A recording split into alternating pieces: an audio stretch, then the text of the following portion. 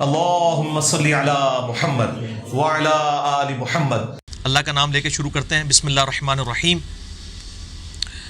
پہلا سوال ہے، سیدنا یونس علیہ السلام نے مچھلی کے پیٹ میں کتنے دن گزارے تھے اور انہیں مچھلی کے پیٹ میں رکھنے کی اصل وجہ کیا تھی؟ دیکھیں نا جی، اس طرح کے بھی خوبصورت سوالات آتے ہیں ہر ٹائم، اختلافی سوال۔ ویسے یہ بھی اختلاف ہے، اختلاف کے بغیر تو کوئی چیز بھی نہیں ہے۔ بہرحال میرے بھائیو، سیدنا یونس علیہ نبینا علیہ السلام کی شخصیت بڑی غیر معمولی شخصیت ہے، اس حوالے سے کہ یہ پیغمبروں میں واحد پیغمبر ہیں جن پر اللہ تعالیٰ نے ان کی لغزش کے سبب عطاب فرمایا۔ حتیٰ کہ سورۃ الصافات میں آیا کہ اگر یونس علیہ السلام مچھلی کے پیٹ میں ہم سے دعا نہ کرتے، اور وہ دعا آئی سورۃ الانبیاء میں، لا الہ الا انت سبحانک انی کنت من الظالمین۔ اگر یونس ان الفاظ میں ہمیں نہ پکارتے تو مچھلی کے پیٹ سے اسی دن نکالے جاتے جس دن مردے اپنی قبروں سے نکلیں گے۔ اتنا عطاب، اتنا جلال اللہ کا کہ یونس کی غلطی اتنی سویر نوعیت کی کہ جس دن مردے قبروں سے نکالے جائیں گے اس دن ہی پھر اللہ تعالیٰ فرماتے ہیں ہم یونس علیہ السلام کو مچھلی کے پیٹ سے نکالتے ہیں۔ اور دعا بھی دیکھیں، سورۃ الانبیاء میں آئی، لا الہ الا انت سبحانک انی کنت من الظالمین۔ لا الہ الا انت، کوئی نہیں معبود سوائے تیرے، سبحانک، اے اللہ تو تو پاک ہے، تو غلطی نہیں کر سکتا، انی کنت من الظالمین، میں تو انسان ہوں، غلطی کروں گا۔ کیا زبردست انداز ہے جی توبہ کرنے کا۔ اللہ تعالیٰ کی جو پاکی کی صفت ہے اس کو ٹریگر کیا ہے کہ اللہ تجھ سے تو غلطی نہیں ہوتی، میں تو بندہ ہوں، غلطی کروں گا۔ اور اللہ کو اتنی پسند آئی یہ کلمات، اور اس کے ساتھ الفاظ ہیں کذالک ننجی المؤمنین، ہم ایمان والوں کو بھی اسی طریقے سے نجات دیں گے جو یونس کی طرح ہم سے دعا مانگے گا۔ اور جامعہ ترمذی میں صحیح سند کے ساتھ حدیث ہے، جو شخص بھی یونس علیہ السلام کی دعا کے ساتھ اللہ کی طرف متوجہ ہوا، اللہ اسے کبھی محروم نہیں لوٹائے گا۔ یہ اسماء اعظم ہے۔ میرا ایک کلپ 4 لاکھ سے زیادہ لوگ یوٹیوب پہ دیکھ چکے ہیں۔ مصیبت اور پریشانی سے بچاؤ کے 3 وظائف، لا الہ الا انت سبحانک انی کنت من الظالمین، حسبنا اللہ ونعم الوکیل، اور یا حی یا قیوم برحمتک استغیث۔ یہ 3 وظائف۔ یونس علیہ السلام سے غلطی جو ہوئی وہ قرآن حکیم میں سورہ یونس کے اندر، سورۃ الانبیاء کے اندر، سورہ الصافات کے اندر اور باقی صورتوں کے اندر ٹکڑوں کی فارم میں، سورہ صاد میں بھی یہ ٹکڑوں کی فارم میں پوری کی پوری ایک ان کی سٹوری آئی ہے، وہ میں کمبائنڈ فارم میں آپ کو بیان کر دیتا ہوں کہ یونس علیہ السلام کو بالکل اگلے پیغمبروں کی طرح اللہ تعالیٰ نے یہ حکم دیا تھا کہ تمہارے جو مخالفین ہیں ان کو جو الٹیمیٹم دیا جائے گا اس کے بعد ان کو تباہ و برباد کر دیا جائے گا۔ لیکن پیغمبر کا یہ کام ہوتا ہے کہ وہ فائنلی اپنا علاقہ چھوڑنے سے پہلے اللہ تعالیٰ کی طرف سے جو پراپر آفیشیل پرمیشن ہے اس کا انتظار کرتا ہے، وہی کی فارم میں۔ پھر اللہ تعالیٰ حکم دیتا ہے، جس طرح کہ موسیٰ علیہ السلام کو حکم ہوا کہ رات کے وقت بنی اسرائیل کو لے کے نکلو، تو اس وحی کا انتظار کیا، رات کے وقت کا انتظار کیا، لے کے نکلے، اللہ کی تائید حاصل ہوئی۔ یونس علیہ السلام کو بھی بتا دیا گیا کہ بھائی تمہارے مخالفین کو 3 دن کی یہ مہلت ہے، اگر یہ ایمان لے آئے تو ٹھیک، ادروائز ان پہ عذاب آ جائے گا۔ اب جیسے ہی وہ 3 دن پورے ہوئے، کمپلیشن کے قریب تھے، بجائے اس کے کہ یونس علیہ السلام اللہ کی وحی کا انتظار کرتے کہ مجھے اب پراپرلی آخری 1 منٹ میں بھی تو آ سکتی ہے نا وحی، یہ سمجھ لیں تھوڑی دیر پہلے اپنا علاقہ چھوڑ گئے کہ اب تو ٹائم پورا ہونے کے قریب ہے، اب نظر بھی آ رہا ہے کہ عذاب ان پہ آ جائے گا۔ اللہ کی وحی کا انتظار نہیں کیا، اور قرآن کہتا ہے کہ گمان یہ کیا کہ ہم ان پہ گرفت بھی نہیں کریں گے، بالکل آخری وقت تک انتظار کیا تھا نا، اب کس نے لانا تھا ایمان۔ لیکن پیغمبروں کے لیے چھوٹی سی لغزش بھی اللہ کے حضور جو ہے وہ بڑا معاملہ ہوتا ہے، کیونکہ ان کا رتبہ بلند ہوتا ہے۔ اب یہاں سے یہ نکلے غصے میں بھرے ہوئے، اللہ طرف ماتا نکلے اپنی قوم پہ غصے میں، اور گمان کیا کہ ہم ان پہ گرفت نہیں کریں گے، اور یہ سمندری سفر میں نکلے، وہاں سے اپنا علاقہ چھوڑ کے کشتی میں سوار ہوئے۔ کشتی جب سینٹر میں پہنچی تو بہت بڑا سمندری طوفان آیا، اور وہاں پہ یہ ٹریڈیشن تھی کہ کشتی طوفان میں اس وقت پھنستی ہے جب کہ اس کشتی میں کوئی ایسا شخص بیٹھا ہو جو اپنے مالک کی اجازت کے بغیر بھاگا ہو. ایسا غلام جو مالک کی اجازت کے بغیر بھاگا ہو, اس کے لیے وہ قرآن اندازی کیا کرتے تھے. قرآن ڈالا, حضرت یونس علیہ السلام کا نام نکلایا. ظاہر ہے وہ بھی تو غلام تھے نا اپنے رب کے, بغیر اجازت کے نکلے ہوئے تھے.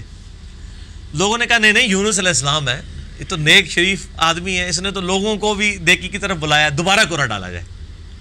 دوبارہ قرآن ڈالا, پھر یونس علیہ السلام کے نام نکلا. تیسری دفعہ ڈالا, پھر یونس علیہ السلام کے نام نکلا. اب لوگوں نے کہا جی ہماری مجبوری ہے. یونس علیہ السلام کو تو پتہ ہی تھا نا. انہوں نے کہا اب یہ آزمائش آ گئی میرے اوپر. ان کو پھینک دیا سمندر میں. قرآن کہتا ہے بڑی مچھلی نے ان کو نگل لیا.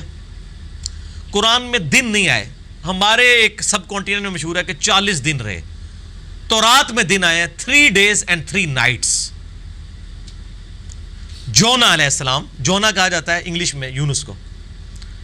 یونس علیہ السلام 3 دن اور 3 رات تک, یعنی کتنے بن گئے وہ 72 گھنٹے بن گئے.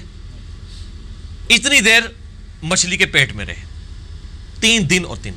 اور ظاہر مچھلی کے پیٹ میں, ویل مچھلی کے پیٹ میں رہے, اور پیٹ میں بھی ظاہر ہے وہ میدے میں ساری گرمائش ہوتی ہے. پورا جسم ان کا, یعنی وہ تو اللہ نے ان کو زندگی دی, وہاں تو آکسیجن بھی کوئی نہیں تھی, وہ تو معجزانہ طور پہ ہی زندہ رہے. بہرحال جسم پہ اثرات آئے ان کے, اور وہاں پہ انہوں نے پھر یہ دعا مانگی, لا الہ الا انت سبحانک انی کنت من الظالمین. بس یہ پڑھتے رہے. اللہ تعالیٰ بتایا ہمیں اندھیروں میں اس نے پکارا, اور اللہ نے دیکھے ان اندھیروں میں بھی اپنے اس بندے کی ندا کو سنا. کذالک ننجی المؤمنین, اسی طریقے سے ہم مومنین کو بھی نجات دیں گے جو ہمیں پکارے گا. اور یہاں پہ وہ کہتے ہیں آیت کریمہ بڑا گرم ہوتا ہے جی, وضو کر کے بیٹھو, خوشبو لاؤ. حالانکہ جس شخص نے یہ پہلی دفعہ پڑھا ہے اس نے خوشبو والی جگہ پہ نہیں پڑھا. مچھلی کے تعفن والی سب سے زیادہ جگہ میدے ہی ہوتی ہے. میدے میں ہی سارا تعفن ہوتا ہے. یہ ڈکار آپ جتنے لیتے ہیں سب کچھ گیسیں ساری میدے میں ہی ہوتی ہیں. اللہ کے ذکر کے لیے کوئی پروٹوکول نہیں. صحیح مسلم میں حدیث ہے کہ نبی علیہ السلام حالت جنابت میں بھی اما عائشہ کہتی ہیں اللہ کو یاد کرتے تھے. اور جامعہ ترمذی اور ابو داؤد میں مولا علی علیہ السلام سے حدیث ہے کہ نبی علیہ السلام کو قرآن پڑھنے سے حالت جنابت کے علاوہ اور کوئی حالت مانے نہیں ہوتی تھی. قرآن کے لیے جنابت سے آزاد ہونا شرط ہے. بغیر وضو کے بھی قرآن پڑھ سکتے ہیں, اور باقی اذکار تو جنابت کی حالت میں بھی آپ پڑھ سکتے ہیں. قرآنی دعائیں بھی پڑھ سکتے ہیں قرآن کی نیت کے بغیر, جسٹ ذکر کے طور پہ, کیونکہ آپ جتنے ذکر کر رہے ہیں وہ تو بھی قرآن میں ہے نا. اللہ اکبر بھی تو قرآن کا حصہ ہے, سبحان اللہ بھی ذکر ہے, لیکن اس وقت آپ ذکر کی نیت سے نہیں بلکہ دعا کی نیت سے پڑھتے ہیں. ربنا آتنا فی الدنیا پڑھے, لا الہ الا انت سبحانک انی کنت من الظالمین بے شک پڑھے حالت جنابت میں. دروشی بھی پڑھے. یہ ادھر مشہور کیا جی دروشی بھی مطلب بغیر وضو کے نہیں پڑھتا. یار آپ لوگوں نے کیا باتیں مشہور کی ہیں اللہ کے بندو, یہ ساری جذباتی ڈاکٹرائنس ہیں. ٹھیک ہے جی, دروشی پہ میرا مسئلہ نمبر 56. اور میں آپ کو بتاؤں یہ وہ ڈاکٹرائن ہے جو ہمارے علماء نے کتابوں میں بھی نہیں لکھی ہوئی, صرف عوام کو پٹیاں پڑھانے کے لیے. کچھ ایسے جھوٹ ہیں جو ان کو اتنی شرم آئی کہ کتابوں میں بھی نہیں ہے, صرف پبلک کو پٹی پڑھانے کے لیے. جیسے جی وہ بت رکھ کے آتے تھے اس لیے رفع الیدین ہوتا تھا. اب یہ اتنا بڑا جھوٹ تھا کہ کتاب میں نہیں لکھا انہوں نے. بہرحال یہ ان کی جو جعلی اور کمزور روایتیں ان سے زیادہ کارآمد ہے. عام آدمی کو یہی پتا ہے کہ جی وہ جی بت رکھ کے آتے سن, چل گیا شڑول چھوڑی, یہ شڑول چل گئی ہے, دوسری چیز نہیں چلی. اور پھر ہم بھی پھر اس کا جواب پھر شڑول سے ہی دیتے ہیں, اینٹی وینم پھکی الزامی جواب. اچھا ہم کہتے ہیں اچھا یار یہ منع ہو گیا تھے عید دی نماز پڑھی جائے کہتے ہیں ہاں تو عید ہی تے بار بار کر دو. آہو جی اسی تے سوچے ہی نہیں کدے. ہاں تو تہاڈی مولوی نے مت ماری ہے نا کہ اس دن جڑا بت رکھ کے آندے ہو تسی, عید والے دن بھی تو آپ کرتے ہیں, پھر وطر کا بھی کرتے ہیں. بہرحال میں ایک ضمن بات ذہن میں آ گئی چونکہ مجلس میں پھر اسی طرح گفتگو ہوتی ہے. اچھا تو یونس علیہ السلام کو اللہ تعالیٰ نے پھر نجات دی. پھر قرآن حکیم میں آتا ہے کہ مچھلی نے ان کو اگل دیا کنارے پہ. وہاں اللہ نے قرآن حکیم میں آتا ہے ان کے لیے کدو کی بیل اگا دی. ظاہر ہے کہ جسم پورا ایک وہ اثرات کی وجہ سے جسم کے اوپر نئی ایک کھال ان کی اگی, دوبارہ سے ان کے سارے معاملات ہوئے, اور اللہ تعالیٰ نے ان کو ایک نئی زندگی دی اور ان پہ عطا فرمایا. اس کے بعد معاف کر دیا. لیکن آپ دیکھیں کہ اس غلطی کا ایک تو عتاب یونس علیہ السلام پہ آیا, اور دوسرا اس کا کریڈٹ ان کی امت کو مل گیا. امت کو کریڈٹ مل گیا اس ڈیبٹ کا. اور سورہ یونس جس کا نام ہی سورہ یونس ہے, اس میں حضرت یونس علیہ السلام کا نام آیا ہے. اللہ طرف آتا ہے کبھی ایسا نہیں ہوا کہ کسی قوم پہ عذاب آ کا فیصلہ ہو جائے اور وہ عذاب ان سے ٹل جائے, الا قوم یونس, سوائے قوم یونس کے, کہ یونس علیہ السلام کی قوم سے یہ عذاب ٹل گیا. کیوں؟ جب یونس علیہ السلام وہاں سے نکلے اور عذاب کے اثار نمایاں ہوئے, عذاب ٹلنا کوئی نہیں تھا. عذاب تو فرعون پہ بھی آیا, اس نے بھی تو کہا تھا نا میں ایمان لایا موسیٰ اور ہارون کے رب پہ. اللہ نے کیا فرمایا قرآن میں, الآن, اب لایا, کوئی فائدہ نہیں, ڈبو دیا. یہاں پہ بھی جب عذاب سامنے آیا نا, پوری قوم یونس تقریباً 1 لاکھ اور اس سے چند زائد لوگ تھے, سارے کے سارے سجدے میں گر پڑے. انہوں نے کہا یا اللہ معاف کر دے, معاف کر دے, معاف. یونس علیہ السلام واپس قوم میں, قوم زندہ کی زندہ. اب یونس علیہ السلام کے لیے بھی ایک حیرانگی تھی, ایک پاسے میں بھی عتاب کٹے, دوسرے پاسے قوم بھی بچ گئی ہے, تو میں اب ان کو کیا منہ دکھاؤں گا جا کے, کہ میں ان کو تو الٹیمیٹم دے کے گیا تھا, میں اپنی بھی لغزش کے اوپر عتاب بھگت آیا ہوں اور یہ بھی بچ گئے ہوئے ہیں. لیکن ان کو پتہ ہی نہیں تھا, قوم تو ایمان لا چکی تھی, تو انہوں نے آتے ہی آپ کے ہاتھ میں بیعت کر لی. اللہ تعالیٰ نے حضرت یونس علیہ السلام کی اس لغزش کو کریڈٹ بنا دیا ان کی امت کے لیے بھی. یونس علیہ السلام کو بھی ایک آزمائش سے گزارا. اب یہاں پہ بڑی امپورٹنٹ بات میں آپ کو کروں, خصوصاً ہم مسلمانوں کے لیے. بخاری اور مسلم دونوں میں حدیث موجود ہے, ایک یہودی اور ایک مسلمان کا جھگڑا ہوا. باقی روایتوں میں آتا ہے کہ وہ مسلمان سیدنا ابوبکر الصدیق تھے رضی اللہ تعالیٰ عنہ. یہودی نے کہہ دیا کہ اللہ تعالیٰ نے موسیٰ علیہ السلام کو تمام جہان والوں پر فضیلت دی. یہ بخاری مسلم دونوں میں حدیث ہے. مسلمان نے کہا اللہ تعالیٰ نے ہمارے نبی علیہ السلام کو تمام جہان والوں پر فضیلت دی. جھگڑا ہوا, مسلمان کو غصہ آیا, اس نے اس یہودی کو تھپڑ مار دیا. وہ یہودی اپنا مقدمہ لے کر نبی علیہ السلام کے پاس آیا. آپ صلی اللہ علیہ وآلہ وسلم نے اپنے صحابی کو ڈانٹا اور فرمایا مجھے یونس پہ بھی مت فضیلت دینا. اب آپ کو اس جملے کا سمجھ آئے گی کہ یونس وہ واحد نبی ہیں جن پہ عطاب ہوا ہے, اور بہت بڑے لیول کا عطاب دنیاوی اعتبار سے دیکھا جائے. تو مجھے اس کے مقابلے پر بھی فضیلت مت دینا, ایسی فضیلت ہے جس میں کسی دوسرے کو نیچا دکھایا جائے. اللہ کی قسم, قیامت والے دن جب اللہ تعالیٰ مخلوقات کو دوبارہ زندہ کرے گا, میں دیکھوں گا کہ مجھے جب اٹھایا جائے گا, حضرت موسیٰ علیہ السلام مجھ سے پہلے ہی اللہ کے عرش کا پایا تھامے میں کھڑے ہوں گے. یہ حضرت موسیٰ کی ایک جزوی فضیلت ہمارے نبی علیہ السلام کے اوپر بھی. نبی علیہ السلام فرماتے ہیں مجھے تو یہ نہیں پتا کہ ان پہ قیامت کی بے ہوشی طاری نہیں ہوئی, یا اللہ تعالیٰ نے انہیں مجھ سے پہلے زندہ کر لیا قیامت والے دن, یا اس بے ہوشی کے سبب جو دنیا میں اللہ کی تجلی کی وجہ سے بے ہوش ہوئے, اللہ تعالیٰ نے ان پہ قیامت کی بے ہوشی طاری نہیں کی ہے. جزوی فضیلت ہو سکتی ہے. بخاری میں حدیث ہے کہ قیامت والے دن سب کو برہنہ اٹھایا جائے گا, سب سے پہلے حضرت ابراہیم علیہ السلام کو لباس پہنایا جائے گا. اب یہ ابراہیم علیہ السلام کی جزوی فضیلت ہے تمام پیغمبروں پہ. حضرت عیسیٰ علیہ السلام کو بغیر باپ کے پیدا کیا, یہ ان کی جزوی فضیلت ہے. اور ایک اور فضیلت کہ عیسیٰ علیہ السلام آج تک زندہ ہے, ایک اور بڑی فضیلت. تو جزوی فضائل ایک پیغمبر کے دوسرے پہ ہو سکتے ہیں, کلی طور پہ فضائل نبی علیہ السلام کو حاصل ہیں. تلک الرسل فضلنا بعضهم علی بعض, وہ اللہ نے قرآن میں کہہ دیا کہ یہ رسول ہیں, بعض کو بعض پہ ہم نے فضیلت دی ہے, بعض کے ساتھ کلام کیا, بعض کے ہم نے اور درجات بلند کیے. موسیٰ علیہ السلام کو ہم نے معجزات دیے, عیسیٰ علیہ السلام کو معجزات دیے. بہرحال اس کی بنیاد پہ کسی نبی کی تنقیص نہیں ہونی چاہیے, ٹھیک ہے نا. تنقیص کا جب پہلو نکلے گا نا, کمپیریزن آپ شروع کر دیں گے, تو وہ پھر خطرناک معاملہ ہو جائے گا. اس معاملے میں آپ نے اوائڈ کرنا چاہیے. اس لیے میں بارہا کہتا ہوں, میں پرسنلی مجھے یہ سلام بڑا پسند ہے, مصطفیٰ جان رحمت پہ لاکھوں سلام, لیکن اس میں کچھ اشعار ایسے ہیں کہ جو ہمیں اس طرف شائبہ کروا دیتے ہیں کہ یہ گستاخانہ ہے. کس کو دیکھا یہ موسیٰ سے پوچھے کوئی, آنکھ والوں کی ہمت پہ لاکھوں سلام. یار حضرت ابوبکر صدیق جب یہودی کے ساتھ یہ معاملہ کر رہے ہیں تو نبی علیہ السلام نے ان کو ڈانٹ دیا ہے, اور آپ 1400 سال بعد آ کے کہہ رہے ہیں موسیٰ تو نہیں دیکھ سکے تھے, ساڑھے نبی نے دیکھ لیا. آپ کے ساتھ بھی وہی کچھ ہوتا, بلکہ اس سے زیادہ ہوتا جو کہ اس مسلمان کے ساتھ ہوا تھا.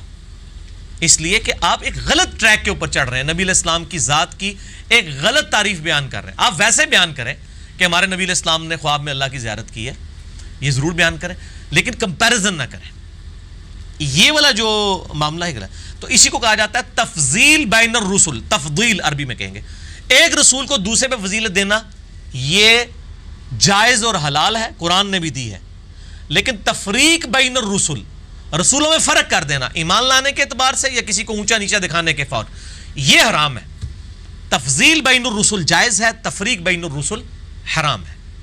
حضرت عیسیٰ علیہ السلام کا بھی گستاخ اتنا ہی بڑا گستاخ ہے جتنا ہمارے نبی علیہ السلام کا گستاخ ہے.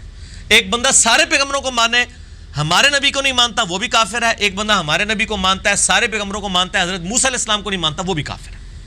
تو لا نفرق بین احد من رسلہ وقالوا سمعنا واطعنا غفرانک ربنا والیک المصیر. ٹھیک ہو گیا جی. اچھا جی, دوسرا سوال. یہ سوال ہے جی کہ دیوبند کے کسی مفتی صاحب نے آپ کے حوالے سے شیخ زبیلی زئی رحمہ اللہ پر الزام لگایا ہے کہ انہوں نے کسی ویڈیو میں کہا ہے کہ صحابہ کرام رضوان کے دور میں جھوٹ بولا جاتا تھا, بلکہ صحابہ جھوٹ بولتے تھے, نعوذ باللہ. ان کے بقول کذب کا لفظ غلط بیانی یا غلط فہمی کے لیے ہوتا ہے.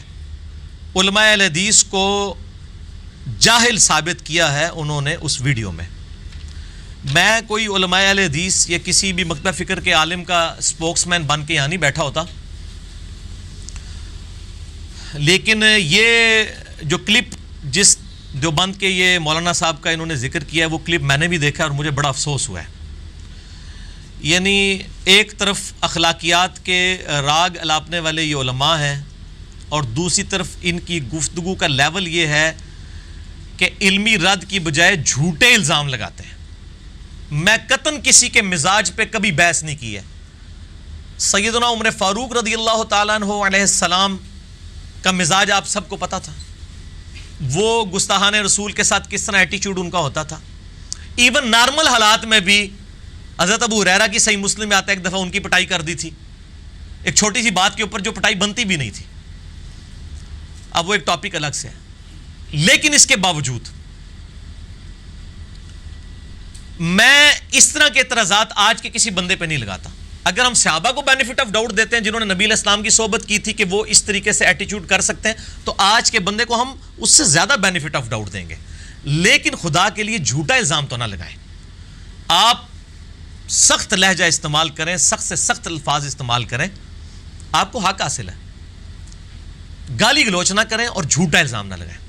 لیکن یہ مولانا صاحب کا یہ کلپ مجھے کئی لوگوں نے بھیجا. پہلے تو میں اس کو, ان کی اکثر تقریروں کو تو میں سیریس لیتا نہیں ہوں, مجھے پتا ہے یہ وہ اپنے ایک فرقے کے گول کیپر بنے ہوئے ہوتے ہیں, باقی لوگ بھی ان کا بھی یہی حال ہے. اور یہ وہ ہاکی کے گول کیپر جس طرح وہ ٹیلر تھا نا ایک گول کیپر, اب ٹیلر یہ سمجھے کہ سامنے جو ہے ہمیشہ ہی کوئی عام سا فارورڈ آئے گا. بھائی کبھی کبھار حسن سردار بھی آپ کے سامنے آ سکتا ہے, اور کبھی کلیم اللہ بھی آ سکتا ہے, اور کبھی سمیع اللہ بھی آ سکتا ہے, تو وہ آپ کی ٹانگوں میں سے نکال کے گول کر دے گا. اور اگر کوئی فٹ بال کا وہ بنا ہوا ہے گول کیپر تو اس کو ہم کہیں گے کبھی آپ کا واسطہ جو ہے میسی سے اور پیلے سے اور رونالڈو سے, اور کوئی آنا جی نہ دو چار ہے, میراڈونا سے بھی پڑھ سکتا ہے. یہ ضروری نہیں ہے کہ آپ ہمیشہ اپنا پول بچا لیں گے. تو پیلے کے بارے میں تو مشہور ہے نا, اس نے کارنر کی ایک دفعہ کک لگائی تو کارنر سے ٹکرائی تو اس نے کہا میچ روک دیں, یہ جو ہے پول ہی صحیح نہیں بنا ہوا, میری کک غلط نہیں ہے. اور ناپا گیا تو واقعی اس پول میں فرق تھا, تو اس کو گول دیا گیا. یہ برازیل کا بہت بڑا لیجنڈ ہے, اتنا بڑا فٹ بالر نہیں کبھی ہسٹری میں ہے پیلے. اس کے بھی پیلے تسی اردو کہہ لو, وہ پیلے ہی کہا جاتا ہے, ٹھیک ہے. اچھا تو تسی مولویاں والے کام شروع کرتے ہیں پیلے پیلے چھڈ دو اللہ دے بندے ہو, بار فی الحال برازیل دا ہو سی فٹ بالر. تو یہ ضروری نہیں ہے کہ آپ کے سامنے ہمیشہ اس طرح کے لوگ ہوں, تو اس طرح کے لوگ بھی سامنے آپ کے آ سکتے ہیں. تو یہ عالم صاحب نے بالکل شیخ زبیلی زئی رحمہ اللہ تعالی, جو جن سے میں کئی معاملات میں بھی اختلاف رکھتا ہوں, اور میں اپنا استاد ان کو مانتا ہوں ان معنوں میں کہ میں نے ان سے کئی چیزیں سیکھی ہیں باقاعدہ. اس طریقے سے استاد شاگرد وہ مولوی اور وہ شاگرد والا معاملہ نہیں ہے, نہ میں نے کبھی دعویٰ کیا. لیکن یہ جھوٹا الزام, اور یہ مجھے اس لیے بھی زیادہ دکھ ہوا کہ یہ جس ویڈیو کا انہوں نے حوالہ دیا ہے نا, وہ ویڈیو میرے ساتھ ریکارڈڈ ہے شیخ زبیلی زئی صاحب کی. 17 جون 2009 کو میں نے 1 to 100 کوسچنز کیے تھے جو لاکھوں لوگ یوٹیوب پہ دیکھ چکے ہیں. آپ لکھیں 100 question of engineer Muhammad Ali Mirza with شیخ زبیلی زئی. اس میں شیخ زبیر صاحب نے کچھ چیزیں ڈسکس کرتے ہوئے کہا تھا کہ صحابہ کرام کے دور میں جھوٹ بولا جاتا تھا. انہوں نے عبداللہ بن عمر کا حوالہ دیا کہ عبداللہ بن عمر جو ہیں وہ ساتھیوں کو جو وہاں پہ کوئی تابعین وغیرہ جمع ہوتے ہیں ان کو کہتے ہیں تم لوگ جھوٹ بولتے ہو, نبی علیہ السلام تو یہ کرتے تھے, یہاں سے تلبیہ پڑھتے تھے, تم مجھے یہ بتاتے ہو, میں نے حضور کے ساتھ خود حج کیا ہے. تو یار مطلب انہوں نے کوئی غلط بیانی کی ہے. اچھا اب اس نے یہ چلاکی کیا کی, اس بندے نے یہی چلاکی کرتے ہیں, علماء کا طریقہ واردات ہوتا ہے. میں آپ کو تمام مقاطع فکر کا طریقہ واردات بتاؤں. بریلوی گول کیپر نے جب اپنا پول بچانا ہوگا نا, بریلوی مولوی نے, وہ کسی بندے کی غلطی اس طرح ہائی لائٹ کرے گا کہ اس کو کہے گا یار اس نے دیکھو نبی علیہ السلام دی گستاخی کر دیتی ہے. چونکہ بریلویت میں یہ سودا بکتا ہے کہ آپ کسی کو گستاخ رسول ثابت کریں اور وہ پبلک متنفر ہو جائے. اچھا دیوبند نے جب یہ کام کرنا ہوتا ہے نا, تو وہ چونکہ صحابہ آپ کو پتا ہے وہ ایک پوری کے پوری ایک نیریٹو لے کے چل رہے ہیں, وہ گستاخ رسول کسی کو ڈکلیئر کر کے اپنی پبلک کو اس کے خلاف نہیں کر سکتے, کیونکہ اس کے لیے وہ اتنے سینسٹیو نہیں ہے جتنے وہ گستاخ صحابہ کے لفظ کے اوپر ہیں. یہ تو انجینئر صاحب ہی دس سکتے ہیں نا, جہاں سارے اجرے نے, اور آپ لوگوں کو بھی پتا, آپ بھی سارے انٹلیکچوئلز ہیں یہاں پہ. تو وہ کوشش کریں گے کہ ایسی بات کریں کہ گستاخ صحابہ ڈکلیئر کریں کسی کو, تاکہ کہ یہ تو دیکھو جی زبیر لزئی تو کہتے تھے کہ صحابہ جھوٹ بولتے ہیں, تاکہ ہماری پبلک کی مت ماری جائے. سر آپ کی پبلک اب گھاس نہیں کھاتی ہے, وہ بھی پڑھ لکھ گئی ہے. یہ پرانے زمانے کی پبلک تھی, یوٹیوب کی پیدائش سے پہلے. جیسے وہ شفاق صاحب کہتے تھے نا, اللہ نو دعا کرو کہ ڈیزل اور پٹرول دوبارہ زمین نہیں چلا جائے تو دنیا تے سکون ہو جائے گا. لوگ اپنے اپنے علاقے میں ہی حلوائی کر کے زندگی گزارے گئے. اب علماء سے میں کہتا ہوں آپ دعا کرو یوٹیوب دوبارہ چلی جائے, لیکن یہ دعا تھوڑی قبول نہیں ہونی, پاویں امام کعبہ گلو کروا لو. اب سچائی لوگوں کے سامنے آ جائے گی, کیونکہ اللہ تعالیٰ نے نشد ثانیہ اسلام کی کرنی ہے نا. تو ظاہر ہے کہ پبلک نے ہمیشہ تو جاہل نہیں رہنا. اسلام نے هو الذی ارسل رسولہ بالہدی ودین الحق لیظہرہ علی الدین کلہ. مسند احمد میں صحیح حدیث ہے کہ قیامت سے پہلے ایک زمانہ آئے گا ایسا کہ کوئی گھر دنیا کا نہیں بچے گا جس کے اندر میری دعوت نہ پہنچائے. یہ صحیح سند کے ساتھ ہے, اور یہ مشکات میں آپ کو کتاب الاعتصام بالکتاب والسنہ چیپٹر میں بھی آپ کو حدیث مل جائے گی. اور یہ گھر گھر نبی علیہ السلام کا پیغام. ابھی تک یہ وقت نہیں آیا, ابھی تک تو اتنا اسلام ابھی بھی کافر دنیا میں زیادہ ہے. تو یہ ان کی مینٹالٹی ہوتی ہے کہ آپ گستاخ صحابہ ڈکلیئر کر دو تاکہ دیوبندی وہاں اچھا گستاخ صحابہ او باجی بس ٹھیک ہے. اب آپ آ جائیں اہل حدیث کے اوپر. اہل حدیث جب کسی کو ٹریگر کریں گے نا اپنی عوام کو, تو وہ سب سے پہلے استواء علی العرش کا عقیدہ اٹھائیں گے جس کے اوپر وہ سب سے لڑ رہے ہوں گے. او جی تو یہ دیکھو وہ علی تے اللہ نو عرش تے نہیں مندا, کوئی ثابت کرنے کی کوشش کریں گے. اچھا, یا دوسرا کوئی شرک کا مسئلہ اٹھائیں گے, توحید اور شرک والا, کیونکہ وہ اپنی پبلک کو ہمیشہ یہی پڑھاتے رہتے ہیں, شرک سینسٹیو ایشو یہ وہ. اب آپ آ جائیں شیعہ کی طرف. شیعہ آپ کو کبھی توحید, شرک, گستاخ صحابہ, گستاخ نبی اس ٹاپک کو نہیں ایڈریس کریں گے. وہ کہیں گے جی اے تے یزیدی ہے, اے تے حسین دا گستاخ ہے, اے تے علی دا ہی نہیں مننے والا, کیونکہ یہ سودا ان کی پبلک میں بکے گا. سر میں علماء سے ریکویسٹ کروں گا پلیز جھوٹے الزامات لوگوں پہ نہ لگائیں, ورنہ اگر میں نے انجینئرنگ کرنی شروع کر دی تو واللہ آپ اپنے علماء کیا اپنی عوام میں بھی کسی کو چہرہ نہیں دکھا سکیں گے جو میں آپ کا علمی محاسبہ کروں گا.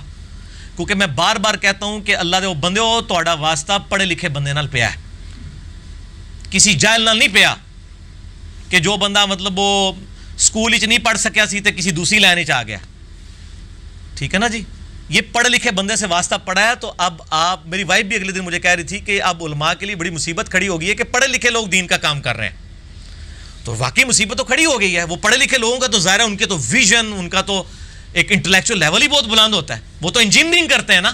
اسی لیے میں کہتا ہوں کہ انجینئر محمد علی مرزا صاحب کے خلاف کوئی لانا تو انجینئر لانچ کریں جو انجینئرنگ کرے. اب یہ میں نے انجینئرنگ کی ہے کہ یہ اس نے اصل میں جو یہ جسے کہتے ہیں نا وہ جیسے وہ ڈنک مارا جاتا ہے نا, کہ ڈنک مارا ہے اس نے کہ جی یہ تو صحابہ کو جھوٹا کہتا تھا زبیر لزئی, نعوذ باللہ. میں آپ کو جواب دیتا ہوں, پہلے تو میں نے جتنی تمہید بنائی ہے اس کے بعد ہی آپ کو تسلی ہوگی کہ آگے اس کے پیچھے کیا پہاڑ کھڑا ہے. میرا جو جواب ہے بالکل جھوٹ بولا ہے. انہوں نے یہ کہا تھا کہ صحابہ کرام کے دور میں جھوٹ بولا جاتا تھا. میرا چیلنج ہے, انہوں نے نہ کہیں لکھا نہ کہا کہ صحابہ کرام جھوٹ بولتے تھے, لیکن اس شخص نے پہلے جملہ وہی کوٹ کیا اس کے بعد کہا کہ اس نے دبے الفاظ میں اصل میں یہ کہنا چاہا ہے کہ صحابہ جھوٹ بولتے تھے، اور خود سے روایتیں پھر بیان کرنی شروع کر دیں اور اپنا لقمہ شیخ زبیر صاحب کے منہ میں ڈال دیا۔ میں اس پہ کوئی فتویٰ نہیں لگاتا، میں صرف قرآن کی آیت پڑھتا ہوں، لعنت اللہ علی الکاذبین، جھوٹوں پہ اللہ کی لعنت ہو، انا للہ و انا الیہ راجعون، ہم بھی اللہ کی طرف سے اللہ ہی کی طرف لوٹ کے جائیں گے، اللہ پھر فیصلہ کر دے گا ہمارے درمیان جو اس قسم کے معاملات کر رہے ہیں۔ میں آپ کو بتاتا ہوں میرے بھائی، شیخ زبیر علی زئی صاحب نے جو کچھ کہا وہ بہت ہلکا تھا، اب میں بہت کچھ بھاری آپ سے کہوں گا جس کے بعد آپ لوگوں کے لیے اپنی سروائیول شاید مشکل ہو جائے۔ شیخ زبیر صاحب نے تو یہ کہا نا کہ صحابہ کرام علیہم رضوان کے دور میں جھوٹ بولا جاتا تھا، اور یقیناً اس سے مراد تابعین ہے، صحابہ کو نہیں وہ لے رہے تھے۔ میں آپ سے کہتا ہوں یہ بہت ہلکا جملہ ہے، مجھ سے آپ سنیں کہ جتنے کذاب راوی ہیں، حدیثیں گھڑنے والے، جھوٹے نبی علیہ السلام پہ حدیثیں باندھنے والے اور دوزخ کمانے والے، ان کی اکثریت تابعین میں ہے، کیونکہ اسلام نے رومن اور پرشین امپائر گرا دی تھی، لوگوں کو غم تھا اسلام کے اس مسئلے کے اوپر سے کلمہ پڑھ لیا، کلمہ گو تھے، مسلمان تھے، قانوناً تابعی تھے، قانوناً تابعی تھے، اندر سے وہ منافق تھے۔ ابان بن ابی عیاش تابعی ہے، جس نے وہ واقعہ گھڑا ہے کہ حضرت عمر رضی اللہ تعالیٰ عنہ علیہ السلام نے سیدہ فاطمہ کو پہ دروازہ پھینکا اور وہ شہید ہو گئی۔ صحیح مسلم کے مقدمے میں امام مسلم نے لکھا ہے کہ یہ کذاب راوی ہے، اس کی روایتیں لوگ لے کے چل رہے ہیں۔ تو سر یہ کوئی بریلوی دیوبندی اہل حدیث یا شیخ زبیر علی زئی صاحب کا شاگرد تو نہیں تھا؟ ابان بن ابی عیاش کون تھا؟ اور ایک آپ کا فرضی کریکٹر عبداللہ بن سبا جو بعد میں آیا تھا مولا علی کے دور میں، جس کو آپ حضرت عثمان کی شہادت جس کے متھے مارتے ہیں چند لوگوں کے جرم کو چھپانے کے لیے، وہ آیا تھا بعد میں، اس کو مولا علی نے قتل کروایا عبداللہ بن سبا کو۔ وہ کون تھا؟ وہ بریلوی دیوبندی اہل حدیث یا شیخ زبیر صاحب کا شاگرد تھا؟ کون تھا؟ وہ تابعی تھا۔ خوارج کون تھے؟ تابعین تھے۔ یزید کون تھا؟ تابعی تھا۔ حجاج ابن یوسف صحابہ کا قاتل کون تھا؟ تابعی تھا۔ اس برے لیول کے لوگ تو آج کے زمانے میں ہے ہی نہیں ہیں، اور صحابہ کے دور میں سب کچھ ہوا۔ اب یہ کہنا کہ نبی علیہ السلام کی حدیث ہے بخاری اور مسلم میں کہ سب سے بہتر زمانہ میرا، پھر صحابہ کا، پھر تابعین کا، تبع تابعین کا، وہ اس لیے بہتر کہا کہ اس وقت خیر غالب تھی۔ اس اعتبار سے بہتر نہیں تھا کہ فتنے کوئی نہیں تھے، فتنے تو سر اس زمانے میں جو اٹھے ہیں وہ آج بھی نہیں اٹھے ہوئے۔ آج تو نبی علیہ السلام کی پوری اولاد کو کسی نے قتل نہیں کر دیا۔ 10,000 سے زیادہ صحابہ زندہ تھے 61 ہجری میں جب سیدنا حسین علیہ السلام اور نبی علیہ السلام کے پورے گھر کو ذبح کیا گیا۔ اس طرح کا دوبارہ واقعہ تو نہیں ہوا۔ بخاری اور مسلم دونوں میں حدیث ہے، نبی علیہ السلام نے فرمایا اے انصار، میں اپنے بعد تمہارے گھروں میں فتنے اس طرح اترتے ہوئے دیکھ رہا ہوں جیسے آسمان سے بارش اترتی ہے۔ اور صحیح مسلم میں حدیث ہے، میں نے ایک کربلا والے ریسرچ پیپر میں بھی ڈالی ہوئی ہے، انٹرنیشنل نمبر ہے اس کا 6466، کہ نبی صلی اللہ علیہ وآلہ وسلم نے فرمایا کہ میری موجودگی میرے صحابہ کے لیے حفاظت کا باعث ہے، جب تک میں رہوں گا ان پہ فتنے نہیں ٹوٹیں گے، اور جب مجھے اللہ اٹھا لے گا ان پہ فتنے ٹوٹ پڑیں گے۔ نبی علیہ السلام کی وفات کے بعد ہی صحابہ پہ فتنے شروع ہو گئے، اور میرے صحابہ میری امت کے لیے حفاظت کا باعث ہیں، یہ صحابہ اٹھا لیے جائیں گے میری امت پہ فتنے شروع ہو جائیں گے۔ تو سر فتنوں کا دور تو نبی علیہ السلام کی وفات کے فوراً بعد شروع ہو گیا۔ وہ دور کی برکتیں سنا کے کہتے ہیں اس نے جھوٹ بول دیا، اس دور میں جھوٹ بولا جاتا تھا۔ جھوٹ تو بڑا چھوٹا لفظ استعمال کیا، میں آپ کو بتاتا ہوں اس سے بڑے کام ہوتے تھے۔ میں اس پہ فی البدی گھنٹوں بول سکتا ہوں، لیکن جس کو کہتے ہیں نا ایک لوہار کی اور 100 سونار کی، میں 100 نہیں ماروں گا، حالانکہ میرے پاس تو 100 کیا 1000 ہی لوہار کی ہوتی ہے، میرے پاس ہزار ہی لوہار کی ہوتی ہیں۔ میں ایک پیش کروں گا اور پھر میں ان سے پوچھوں گا کہ اللہ کے بندو، اب آپ لوگ اعلانیہ توبہ کرتے ہو اور اپنی عوام کو صحیح بات بتاتے ہو۔ صحیح مسلم میں حدیث پیش کرنے لگا ہوں، انٹرنیشنل نمبر کے مطابق 6229 6229 غدیر خون کی جو حدیث ہے نا، اپنے بعد 2 چیزیں چھوڑ کے جا رہا ہوں، قرآن اور اہل بیت، اور میرے اہل بیت کا خیال رکھنا۔ یہ صحیح مسلم میں 4 حدیثیں ہیں، 6225 سے 6228 تک، سیدنا علی کے فضائل کے چیپٹر میں، وہیں پہ مولا علی کا ہاتھ یوں پکڑ کے نبی علیہ السلام فرمایا من کنت مولا ہو فہذا علی مولا ہو، جس کا مولا میں اس کا مولا علی، اے اللہ اس سے محبت رکھ جو علی سے محبت رکھے، اے اللہ اس سے دشمنی رکھ جو علی سے دشمنی رکھے۔ یہ حدیث صحیح مسلم میں 6225 سے 6228 تک 4 طرق ہیں سیدنا علی کے فضائل کے چیپٹر میں۔ جامعہ ترمذی میں بھی ہے 3713، سنن نسائی الکبریٰ کے اندر بھی موجود ہے، مسند احمد میں بھی موجود ہے، اور کتابوں میں بھی۔ مسلم شریف میں یہ 4 جو غدیر خون کی حدیثیں ہیں نا، اس سے اگلی جو حدیث حضرت علی کے فضائل میں ہے نا، اس لیے مجھے اس کا نمبر یاد ہے۔ غدیر خون کی 6228، یہ ہے 6229 مولا علی کے فضائل کے چیپٹر میں صحیح مسلم میں۔ اور یہ آپ کے شوکیسوں میں تو میرے بھائیوں یہ کتابیں پڑھی ہوتی ہیں، اور چیک کرنے کا طریقہ ان کے شوکیس کھولیں، اس پہ سے آپ گرد صاف کریں گے۔ یہ پڑھی ہوئی ہیں، پڑھی ہوئی نہیں ہے۔ میں صحیح مسلم اوریجنل دکھانے لگوں HD کیمرے میں، حدیث کے الفاظ، دارالاسلام پبلیکیشن کی ہے، بریلوی اپنا ترجمہ دیکھ لیں، دیوبندی اپنا دیکھ لیں، اہل حدیث اپنا دیکھ لیں۔ صحیح مسلم میں فضائل صحابہ چیپٹر میں باب فضائل علی کھول لیں، اس میں آپ کو یہ حدیث غدیر خون کے ساتھ اگلی حدیث مل جائے گی۔ غدیر خون پہ میرا کلپ لاکھوں لوگ یوٹیوب پہ دیکھ چکے ہیں، غدیر خون دنیا میں کہیں لکھیں سب سے پہلے انجینئر صاحب کی ویڈیو کھلتی ہے۔ یہ صحیح مسلم جو ہے جی، اٹھیں جی فرانس صاحب اٹینٹیو ہو جائیں، یہ صحیح مسلم جو ہے انٹرنیشنل نمبرنگ پہ عربی میں چھپی ہوئی ہے، دارالاسلام پبلیکیشن کی۔ میں عربی والا نسخہ دکھا رہا ہوں، اس کا فرنٹ پیج پہلے کور کریں، اس کے بعد میں اس کی عربک بھی کور کروں گا۔ جو میں حدیث بتانا چاہ رہا ہوں 6229 غدیر خم سے اگلی حدیث صحیح مسلم میں مولا علی علیہ السلام کے فضائل کے چیپٹر میں، اور یہ میں نے پہلے بھی ایک دفعہ کھولی تھی، امید ہے اس پہ نشان بھی لگا ہوگا۔ 6229، ہاں جی یہ آ گئی۔ یہ حدیث کا صرف یہ اوپر والا پورشن ہے، اس کو جتنا فل زوم کر سکتے ہیں کریں، ریڈ لائنوں کو۔ یہ میں آپ کے قریب کر رہا ہوں، آپ تسلی سے زوم کریں گے، جب تک آپ کی تسلی نہ ہو آئرس کم کرنا ہے، اور اس کو پورا نظر آنا چاہیے۔ یہ کلپ انشاءاللہ ہزاروں نہیں، لاکھوں نہیں، کروڑوں ہمارے دیوبندی بھائیوں کے لیے ہدایت کا سبب بنے گا کہ ان کے علماء ان کو کس طریقے سے حقائق سے دور رکھتے ہیں۔ تو ہمارے تو سارے بھائی ہیں ماشاءاللہ، ہم سب کے پیچھے نمازیں پڑھتے ہیں۔ صحیح مسلم 6229 انٹرنیشنل نمبر کے مطابق، کچھ حصہ اس کا بخاری میں بھی ہے 3703، اور مسلم میں جو فواد عبد الباقی کی ترکیب ہے نا بٹوں والی، اس میں اس کا نمبر ہے 2409-38، اور یہ حدیث مشکات میں سیدنا علی کے چیپٹر میں بھی موجود ہے۔ یہ والی حدیث نہیں، اس سے پہلے والا پورشن موجود ہے، لیکن یہ والی حدیث آپ کو مسلم شریف ہی کھولنی پڑے گی فضائل علی میں۔ یہ بخاری مسلم دونوں میں مسلم کا طریق پڑھنے لگوں۔ صحیح مسلم میں حدیث ہے کہ آل مروان میں سے ایک شخص حکمران بنا کر مدینہ شریف میں گورنر بھیجا گیا،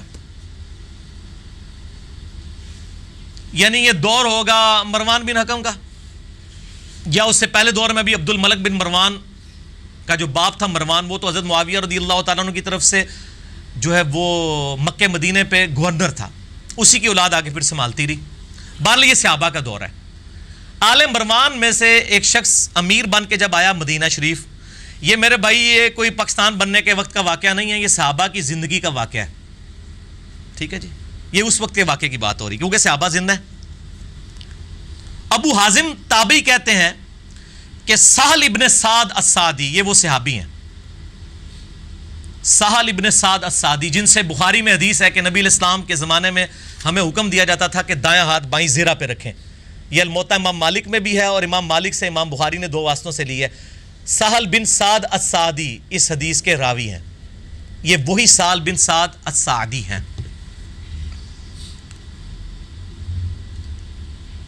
رجل من آل مروان، ایک مرد جو ہے وہ آل مروان میں سے مدینے میں حکمران بن کے آیا۔ قال فدعا سہل ابن سعد، تو راوی کہتے ہیں اس نے سہل ابن سعد کو بلایا۔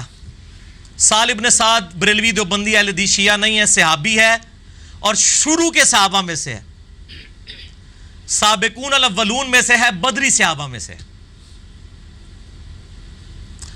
فامرہ، اور اس نے حکمران تھا، اس نے حکم دیا صحابی کو، ان یشتم علی، کہ علی کو گالیاں دے۔ سب کا لفظ ہونا تو یہ کہتے ہیں جی وہ سب کا تو مطلب ہوتا ہے تنقید، گالی بھی ہوتا ہے، لیکن یہاں مطلب ہم تنقید لیں گے، یہاں سب کا لفظ نہیں ہے. یشتیما علیہ، سب و شتم، شتم کہتے ہیں گالی نکالنے کو. ابھی بھی آگے مزید تسلی ہوگی اس کا بھی، اگر آپ نے اور مطلب نکالا وہ گالی کیا تھی وہ بھی اس میں آ گئی ہے. یہ وہ حدیث ہے جو کسی ناسبی کے گلے سے نیچے نہیں اترتی. جب ہم کہتے ہیں نا کہ آل امیہ کے دور میں صلح حسن 41 ہجری سے لے کے 99 ہجری سیدنا عمر بن عبدالعزیز کے دور تک، اللہ تعالیٰ ان کی مغفرت کرے کہ انہوں نے یہ معاملات جو ہیں وہ سیدھے کیے. اور ان اللہ یأمر بالعدل والاحسان والی آیت سورۃ النحل آیت نمبر 90 داخل کی. خطبے میں سیدنا علی پر ممبروں پر لعنت ہوتی تھی، علی پر لعنت، علی سے محبت کرنے والوں پہ لعنت. یہ کہتے ہیں وہ سب کا مطلب ہے تنقید ہوتی تھی. اچھا صحابہ پہ ممبروں پہ تنقید ہونا یہ اچھا کام ہے؟ آپ تو بڑے عاشق بنتے ہیں صحابہ کے، حضرت علی پہ تنقید ہو تو یہ اچھا کام ہے، کسی اور پہ ہو تو یہ رافضیت ہے. تو یہ رافضیت کہاں سے شروع ہوئی ہے؟ 41 ہجری سے 99 ہجری تک، صلح حسن کے بعد سے. اور کہتے ہیں نہیں وہ تنقید ہوتی تھی. تنقید بھی حرام ہے. تنقید نہیں تھی، لعنت ہوتی تھی. یہ الفاظ ہیں صحیح مسلم میں 6229 انٹرنیشنل نمبر کے مطابق. یہ الفاظ میں بدلنے لگوں کہ تو علی کو گالیاں دے. قال فابا، تو راوی کہتے ہیں کہ اس نے تو پھر انکار کیا. یار علی پہ کو گالی نکالے گا؟ نبی کا بچہ، نبی کا داماد، نبی کی اولاد کا باپ، آل محمد کا باپ علی ابن ابی طالب، دنیا اور آخرت میں نبی علیہ السلام کا بھائی، حضور کی لاڈلی بیٹی کا خاوند، کسی کی جرت ہے اس کو گالی نکالے؟ اور وہ صحابی ہو بدری. قال فابا سہل، تو وہ کہتے ہیں کہ سہل نے انکار کر دیا. فقال له، تو اس حکمران نے ان سے کہا اما اذا ابیتا، اگر تو انکاری ہی ہے حضرت علی کو گالیاں نکالنے سے، فقل، تو بس اتنا کہہ دے لعن اللہ ابا تراب، تو کہہ ابو تراب پہ اللہ کی لعنت ہو. تو اگر علی پہ لعنت نہیں بھیج سکتا تو علی کی کنیت پہ ہی لعنت بھیج دے. یہ کہتے ہیں سب کا مطلب تنقید ہے. یہ لعن کا مطلب تنقید قیامت تک کسی ڈکشنری میں نہیں آئے گا. جھوٹ بولتے ہیں آپ لوگ. لعن اللہ ابا تراب، یہ وہ کہتا نہیں صحابہ کرام کے دور میں جھوٹ بولا جاتا تھا. صحابہ کرام کے دور میں حضرت علی رضی اللہ تعالیٰ عنہ پر، جن کو آپ اور میں سب مانتے ہیں، ان پر لعنت کروائی جاتی تھی صحابہ سے ممبروں پر، اور صحابہ انکار کرتے تھے. اور آپ وہ دور اس طرح پیش کر رہے ہیں جس طرح اس دور میں کچھ نہیں ہوتا تھا، اور کہتے ہیں شیخ زبیر علی زئی نے کہہ دیا جھوٹ بولا جاتا. جھوٹ تو چیز ہی چھوٹی ہے. اور یہ آپ کے اس جعلی کلپ کی برکت ہے کہ آج پبلک کے سامنے یہ چیزیں میں لے کے آ رہا ہوں. آپ نے جھوٹا الزام لگایا. آپ جتنی اس طرح کی حرکتیں کریں گے واللہ آپ اپنی پبلک کے سامنے اتنے ہی شرمندہ ہوں گے، کیونکہ آپ کا واسطہ پڑھے لکھے بندے کے ساتھ پڑا ہے، کسی جاہل کے ساتھ نہیں پڑا.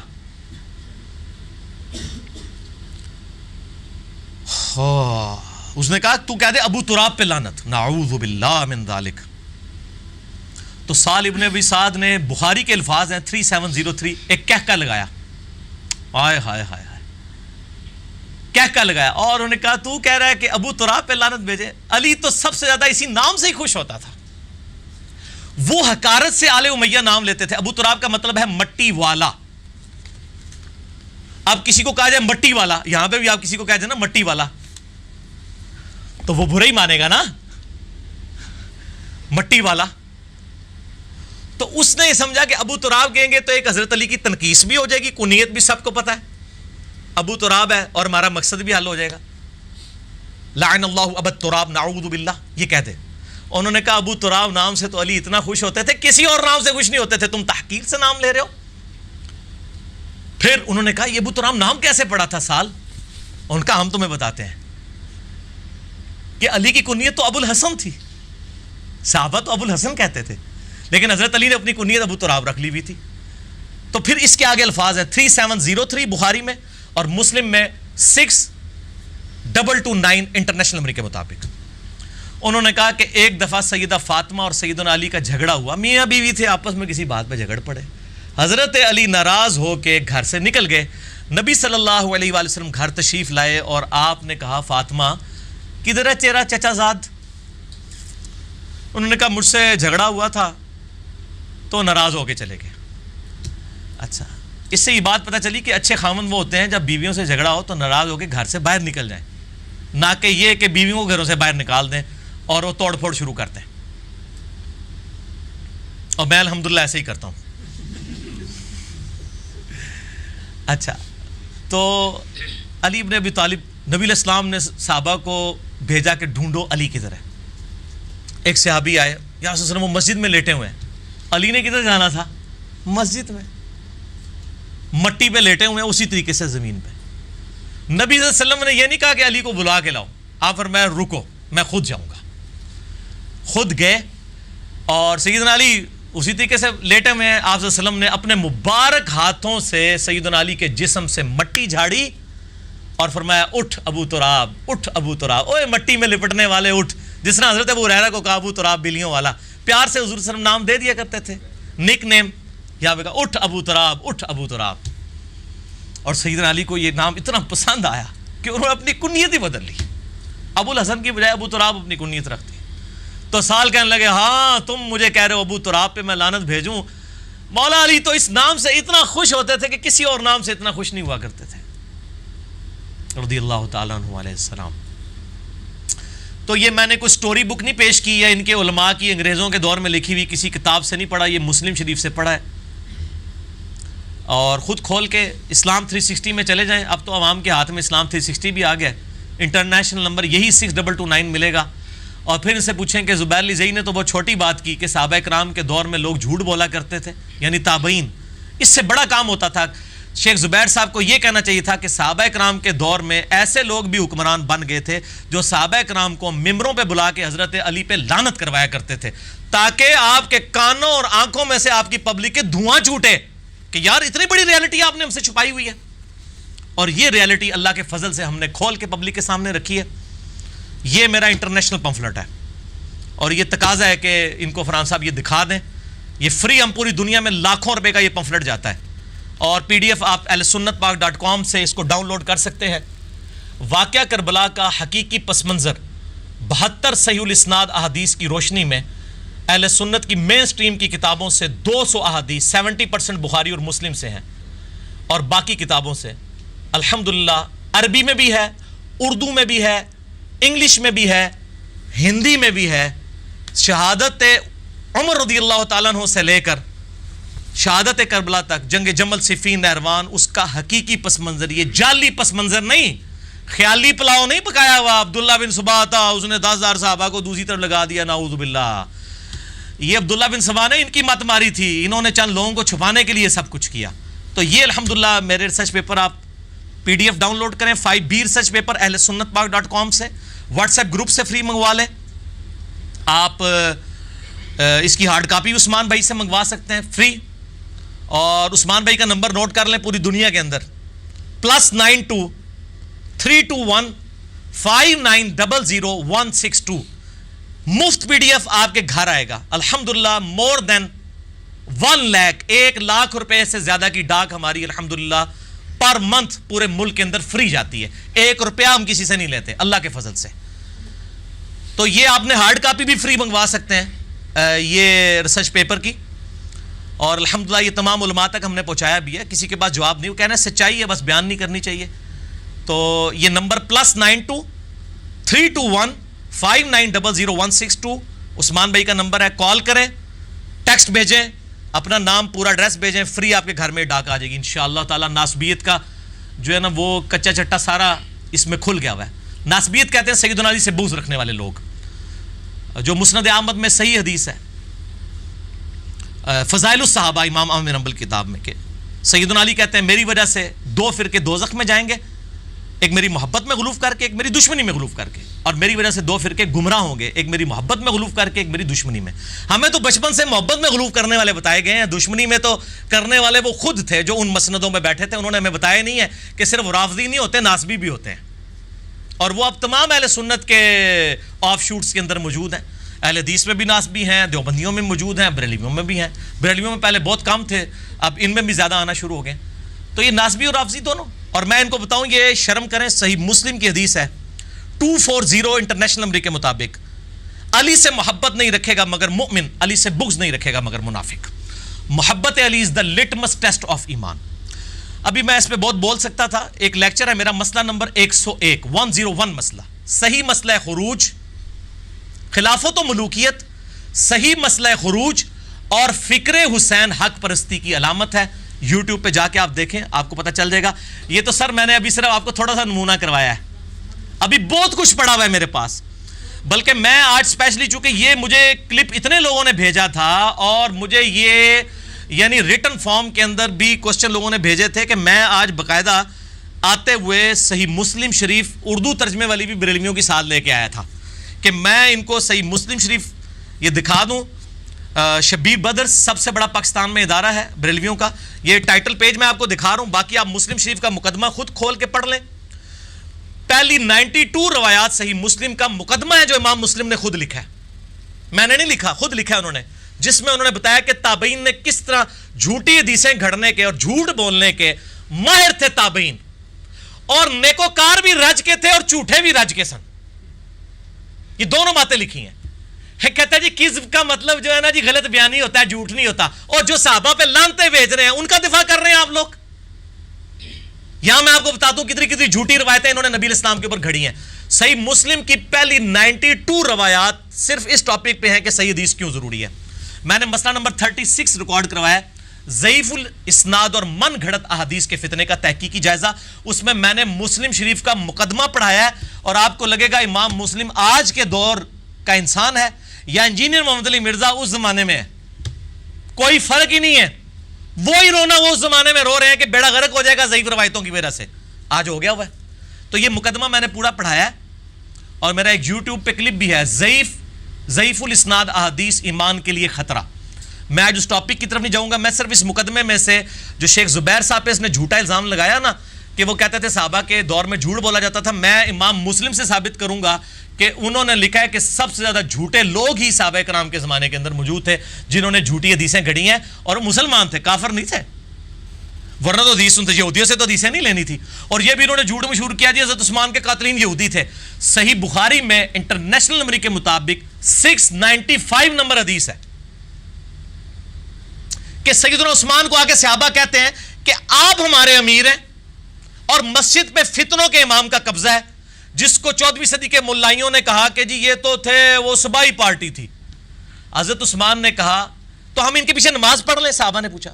حضرت عثمان غنی رضی اللہ تعالیٰ نے فرمایا کہ مسلمانوں میں نماز ہی تو ایک نیکی کا کام ہے, نیکی کے کاموں میں ان کا ساتھ دو, برائی میں ان سے الگ رہو, اسی امام کے پیچھے نماز پڑھو جس نے مسجد نبی پہ قبضہ کیا ہے. یار اگر وہ یہودیوں نے قبضہ کیا ہوتا تو حضرت عثمان یہ کہتا ہے یہودیوں کے پیچھے نماز پڑھو. آپ نے ایسے ایسے جھوٹ بولے کہ پھر اللہ تعالیٰ نے انجینئر صاحب جیسے مسکین لوگ اٹھائے جن کے سامنے آپ لاچار ہو گئے. وہ تو مسکین تھا لیکن آپ بھی اس کے سامنے لاچار ہو گئے. اب یہ بات مجھے ضمناً آئی, آج میرے ذہن میں یہ بات اچانک آ گئی بڑے. یہ صحیح بخاری بھی یہ اے مسلم دیکھی سی نا, ہوں بخاری بھی دیکھو, یہ پڑھی ہوئی نہیں پڑھی ہوئی ہے. اے جناب منوک پہلے کٹ لینے دو صحیح بخاری شریف انٹرنیشنل نمبر کے مطابق 695. یہ تو مجھے نمبر یاد ہے, اکثر یاد ہوتے ہیں اس قسم کے نمبر. یہ صبائی فتنہ جو جھوٹ بولا تھا, یہ میں اب آپ کے سامنے اس کے اوپر نشان لگا رہا ہوں, اور میں آپ کو اس کا باقاعدہ سیدنا عثمان غنی رضی اللہ تعالیٰ عنہ کا فتویٰ دکھانے لگا ہوں, اور اس کے اوپر امام بخاری کا باب بھی ہے کہ فتنے اور بدعتی امام, فتنوں کا امام اور بدعتی امام, اس کے پیچھے نماز درست ہے. ٹھیک ہے, ہاں یہ حضرت عثمان غنی رضی اللہ تعالیٰ عنہ کا فتویٰ, یہ کسی مفتی اعظم پاکستان کا فتویٰ نہیں ہے, یہ مفتی اعظم اسلام کا فتویٰ ہے سیدنا عثمان غنی رضی اللہ تعالیٰ عنہ. آپ کے جو علماء ہیں نا وہ تو گلی محلوں کے میرے بھائی علماء اور مفتی ہیں, یہ امت کا امام ہے عثمان غنی رضی اللہ تعالیٰ عنہ. یہ 695 جی صحیح بخاری سے انٹرنیشنل نمبر کے مطابق ان کو دکھائیں. پہلے تو بخاری شریف دکھائیں ان کو. اے روزے دی برکتاں نے شیطان قید ہے نا, تو میں کہ وہ آزاد ہونے تو پہلے جڑے وہ شتونگڑے نے نا جڑے من الجنتی والناس, ہاں جی وہ بھی چڑھ جان تاکہ وہ آگے کہ میری باقی اولاد کتنے گئی, صحیح چھوڑ کے گیا سا. اچھا یہ رمضان میں بھی سارے شیاطین نہیں قید ہوتے ہیں, صرف سرکش شیطان ہوتے ہیں, چھوٹے موٹے پھرتے رہتے ہیں, اکثر نظر بھی آتے ہیں. آپ مجھے نہیں پوچھنا کہاں نظر آتے ہیں, آپ کو پتہ ہے کہاں ہوتے ہیں زیادہ تر. اچھا جی یہ دکھائیں جی, ان کو کلوز کریں 695 صحیح بخاری سے. سیدنا عثمان سے آ کے صحابی پوچھتا ہے کہ آپ ہمارے امام ہیں, مسجد پہ فتنے کے امام کا قبضہ ہے, ہمیں بتائیں نمازیں ہم کہاں پڑھیں. انہوں نے کہا 1.5 اینٹ کی مسجد زیادہ بناؤ. انہوں نے کہا نماز مسلمانوں میں نیکی کا کام ہے, نیکی کے کاموں میں ان کا ساتھ دو، برائی میں ان سے الگ رہو. اسی لیے میں کہتا ہوں بریلوی، دیوبندی، اہل حدیث، شیعہ سب کے پیچھے نماز ہو جاتی ہے، اور میں کہتا نہیں ہوں، پڑھتا بھی ہوں اللہ کے فضل سے، اور اس کی ترغیب بھی دلاتا ہوں. آج سے نہیں، شروع سے دلا رہا ہوں اللہ کے فضل سے. باقی تو صرف میٹھی میٹھی باتیں صرف ٹی وی پہ آ کے کرتے ہیں یا اپنے لیکچرز میں امت کو جوڑنے کی، اندر کھاتے وہ کٹر اپنے اپنے فرقوں میں ہوتے ہیں. ٹھیک ہے نا جی. اب آ جائیں آپ مسلم شریف کا مقدمہ. یہ مسلم شریف بھی دکھائیں جی ان کو، بریلویوں کا ترجمہ شبیر بردرز کا.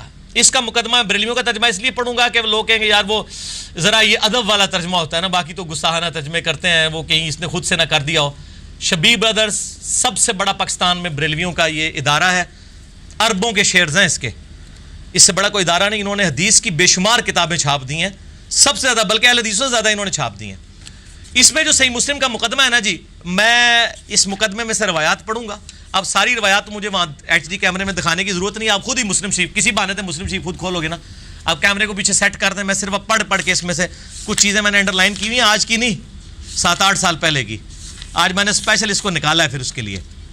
یہ میں آپ کو پڑھ کے سنا دیتا ہوں. پہلی حدیث جو صحیح مسلم کی ہے نا، مولا علی علیہ السلام سے ہے. مولا علی علیہ السلام سے صحیح مسلم کی پہلی حدیث ہے. نبی صلی اللہ علیہ وآلہ وسلم نے فرمایا، اور حضرت علی نے خطبہ دیتے ہوئے یہ کہا کہ میں نے نبی صلی اللہ علیہ وآلہ وسلم سے یہ بات سنی تھی کہ جس نے میری طرف جھوٹی بات منسوب کی وہ اپنا مقام دوزخ میں دیکھ لے. دیکھنا میری طرف جھوٹی بات منسوب نہ کرنا، جو میری طرف جھوٹی بات منسوب کرے گا وہ جہنم میں جائے گا. یہ مسلم کی پہلی حدیث ہے مولا علی سے، اور یہ حدیث بخاری میں بھی موجود ہے. اس کے بعد حضرت ابو ہریرہ سے روایت آتی ہے کہ انسان کے جھوٹا ہونے کے لیے اتنا ہی کافی ہے کہ ہر سنی سنائی بات کو آگے کر دے کہ جی وہ شیخ زبیر لیزئی صاحب تو جی وہ صحابہ کو جھوٹا کہتے تھے، نعوذ باللہ. آگے سنیں، یہ کافی ہے. مسئلہ 36 میں نے سارا پڑھایا ہے. حضرت عبداللہ بن مسعود کہتے ہیں کہ بعض کا شیطان انسان کی شکل میں آ کے حدیث بیان کر کے چلا جاتا ہے. جب لوگ منتشر ہو جاتے ہیں تو لوگ کہتے ہیں کہ یہ فلاں شخص یہاں حدیث بیان کر رہا تھا، میں نے خود سنا ہے، میں اس کی شکل سے واقف ہوں لیکن میں اسے جانتا نہیں ہوں، حالانکہ وہ شیطان ہوتا ہے. اسی لیے محدثین نے اسماء و رجال کا علم ڈیوائز کیا ہے کہ آپ پوری جان پھٹک کریں گے کہ کس راوی سے آپ حدیث لے رہے ہیں. اچھا جی، ہاں یہ سن لیں آگے. حضرت عبداللہ بن عباس فرماتے ہیں کہ جب ہم پہلے کسی شخص کو کہتے ہوئے سنتے کہ نبی صلی اللہ علیہ وسلم نے فرمایا تو ہماری نگاہیں اس پر جم جاتی تھی اور ہمارے کان اس کی طرف متوجہ ہوتے تھے. لیکن جب سے لوگوں نے ہر طرح کی حدیثیں بیان کرنا شروع کر دی ہیں تو ہم صرف انہی روایات کو قبول کرتے ہیں جن کو ہم پہلے سے جانتے ہوں. تو عبداللہ بن عباس کے زمانے میں یہ شیخ زبیر لیزئی صاحب حدیثیں بیان کرتے تھے یا تابعین بیان کرتے تھے یا یہودی کرتے تھے؟ اور عبداللہ بن عباس کہہ رہے کہ اب ہم پہلے واقف ہوں تو ہم پھر اس کو متوجہ ہوتے ہیں، ورنہ ہم کہتے ہیں کہ یہ پتہ نہیں ہے بھی ہے کہ نہیں، یہ خود سے بیان کر رہا ہے. اچھا اچھا. اس کے آگے وہ لکھتے ہیں امام مسلم کہ عبداللہ بن ابی ملائکہ کا بیان ہے کہ میں نے ابن عباس کو خط لکھا اور میں نے کہا کہ ابن عباس حضرت علی کے کچھ فتوے آپ کے پاس موجود ہوں تو مجھے بھجوا دیں. چونکہ حضرت ابن عباس حضرت علی کے وہ قریبی ساتھیوں میں سے تھے نا، تو ابن عباس نے حضرت علی کے جو فتوے تھے، جو ان کے فیصلوں کا ریکارڈ تھا، صحیح بخاری میں موجود ہے نا کہ حضرت علی علیہ السلام کوفے کے ممبر پر ظہر سے لے کے مغرب تک، بیچ میں عصر کی نماز ایک پڑھتے تھے، بیٹھ کے لوگوں کو مسائل سکھاتے تھے، وضو کرنے کا طریقہ اور مسائل سکھاتے تھے. تو حضرت علی ظاہر کوفہ تو پھر علم کا گڑھ بن گیا تھا، حضرت علی کی وجہ سے سب لوگ وہاں پہ شفٹ ہو گئے تھے. تو مولا علی علیہ السلام کے فتووں کا ریکارڈ ابن عباس نے منگوایا کہ ابن ابی ملیکہ کو بھیجیں، تابعی کو. جب انہوں نے فتوے پڑھنے شروع کیے تو وہ راوی کہتے ہیں کہ جب کوئی ایسی بات سامنے آتی کہ جو روٹین سے ہٹ کے ہوتی تو ابن عباس فرماتے اللہ کی قسم اگر علی نے یہ فیصلہ دیا ہوتا تو علی بھی گمراہ ہو جاتا، انہوں نے یہ فیصلے بدل دیے ہیں. حضرت علی کی وفات کے بعد ان کی زندگی میں حضرت علی کے فتوے بدلنے والے بریلوی دیوبندی اہل حدیث شیعہ تھے یا تابعین تھے؟ تابعین. یہ آندہ اللہ دے بندو ایک کلپ نہ اس نے ریکارڈ کرانا. آگے سنیں، ابو اسحاق کہتے ہیں جب لوگوں نے حضرت علی کی وفات کے بعد نئی بدعتیں ایجاد کر لیں تو حضرت علی کے ایک ساتھی نے کہا اللہ ان کو برباد کرے، ان لوگوں نے اتنا بڑا علم خراب کر دیا ہے. یعنی حضرت علی کے فتاوا تھے، جس طرح آج بھی سپریم کورٹ کے پرانے فیصلوں سے بھی ہائی کورٹ ڈیسیژن لیتا ہے نا جی، سپریم کورٹ نے فلاں فیصلہ اس وقت میں کیا تھا، اس کی پلی لیتے ہوئے ہم بھی یہ فیصلہ کرتے ہیں. تو حضرت علی جو ہے کوفے میں پہنچ کے حضرت ابو بکر عمر کے فیصلوں سے پلی لیتے تھے اور بعد کے لوگ حضرت علی کے فیصلوں سے. آگے ابن سیرین تابعی فرماتے ہیں 110 ہجری میں فوت ہوئے ہیں کہ پہلے زمانے میں، اچھا ابن سیرین جب کہہ رہا ہے پہلا زمانہ تو صحابہ کے زمانے کو ہی کہہ رہا ہے نا، یا نبی صلی اللہ علیہ وسلم کے زمانے کو، خود تو وہ تابعی ہیں. پہلے زمانے میں اسناد کے بارے میں ہم تحقیق نہیں کیا کرتے تھے، لیکن جب سے فتنے ہوئے ہیں تو اہل علم نے یہ تحقیق کرنا شروع کر دی ہے کہ ہمیں اپنی سردوں کے راویوں کے بارے میں بھی بتاؤ. اگر وہ راوی اہل سنت ہو تو روایت قبول ہو جاتی ہے، اگر وہ اہل بدعت ہو تو قبول نہیں ہوتی. یہ اہل سنت جو ہے نا، وہ اہل سنت انفی دیوبندی، اہل سنت انفی بریلوی، اہل سنت سلفی اہل حدیث نہیں ہے. یہ اہل سنت صحابہ تابعین والا، سنت کے طریقے پہ چلنے والا. اہل بدعت کی روایت قبول نہیں کرتے.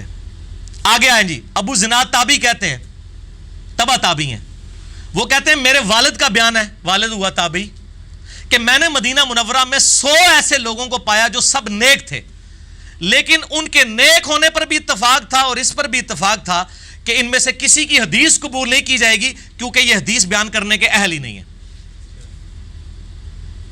یہاں پہ بھی آپ یہ نیک لوگ دیکھ رہے ہیں نا جو بڑی بڑی جھوٹی روایتیں قصہ کہانی بیان کرتے ہیں. ابھی تو آگے امام مسلم کا بھی آنا ہے فتویٰ، وہ سب سے ہائٹ ہے اس میں جو آگے آئے گی.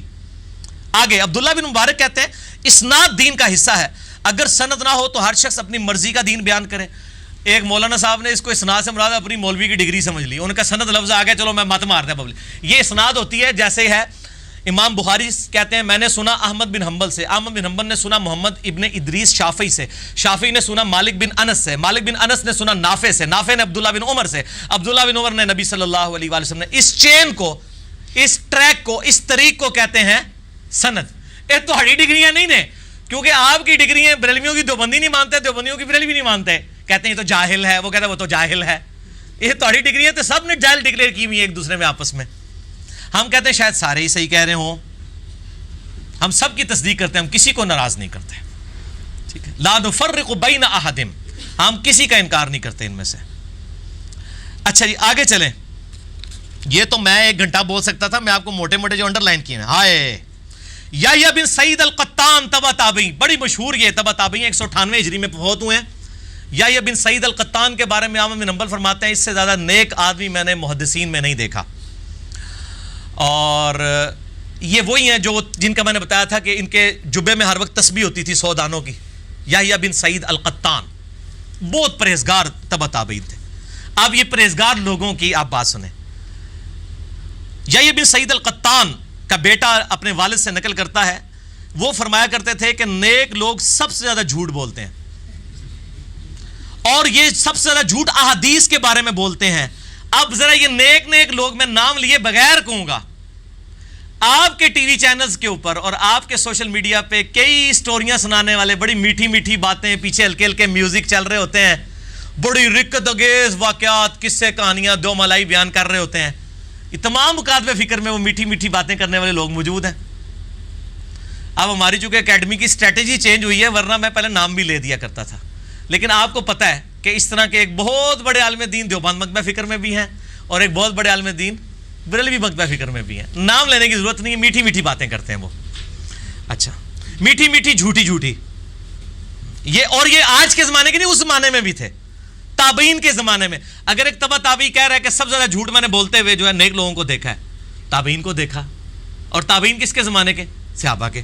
آگے سنیں، بات ختم نہیں ہوئی. ابن ابی عتاب کہتے ہیں میری ملاقات یحییٰ بن سعید القطان کے بیٹے سے ہوئی تو میں نے کہا کہ مجھے محمد بن یحییٰ نے آپ کے باپ کے بارے میں آپ کے ریفرنس سے یہ قول ذکر کیا ہے. تو انہوں نے کہا بالکل صحیح سنا ہے، میرا باپ یہ کہا کرتا تھا کہ نیک لوگ سب سے زیادہ جھوٹ احادیث کے بارے میں بولتے ہیں.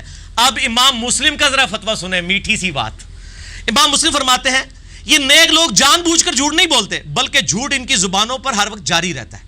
ایڈے جھوٹے نے، جھوٹ بول بول کے نکلتا ہی جھوٹ ہے، قرآن حدیث نکل ہی نہیں سکتا انہاں دی زبان تو. امام مسلم نے قلم ہی توڑ دیا. انہوں نے کہا آپ یہ نہ سمجھیے گا یہ پلان کر کے جھوٹ بولتے ہیں، اے ہوندے ہی جھوٹ ہے، یہ قصہ کہانیاں سنانے والے، ان پہ فی البدی جھوٹ جاری ہوتا ہے. یہ امام مسلم نے قلم ہی توڑ دیا. سنیں دوبارہ الفاظ. ہوئے ہوئے ہوئے ہوئے. قال مسلم یقول یجری الکذب علی لسانہم ولا یتعمدون الکذب.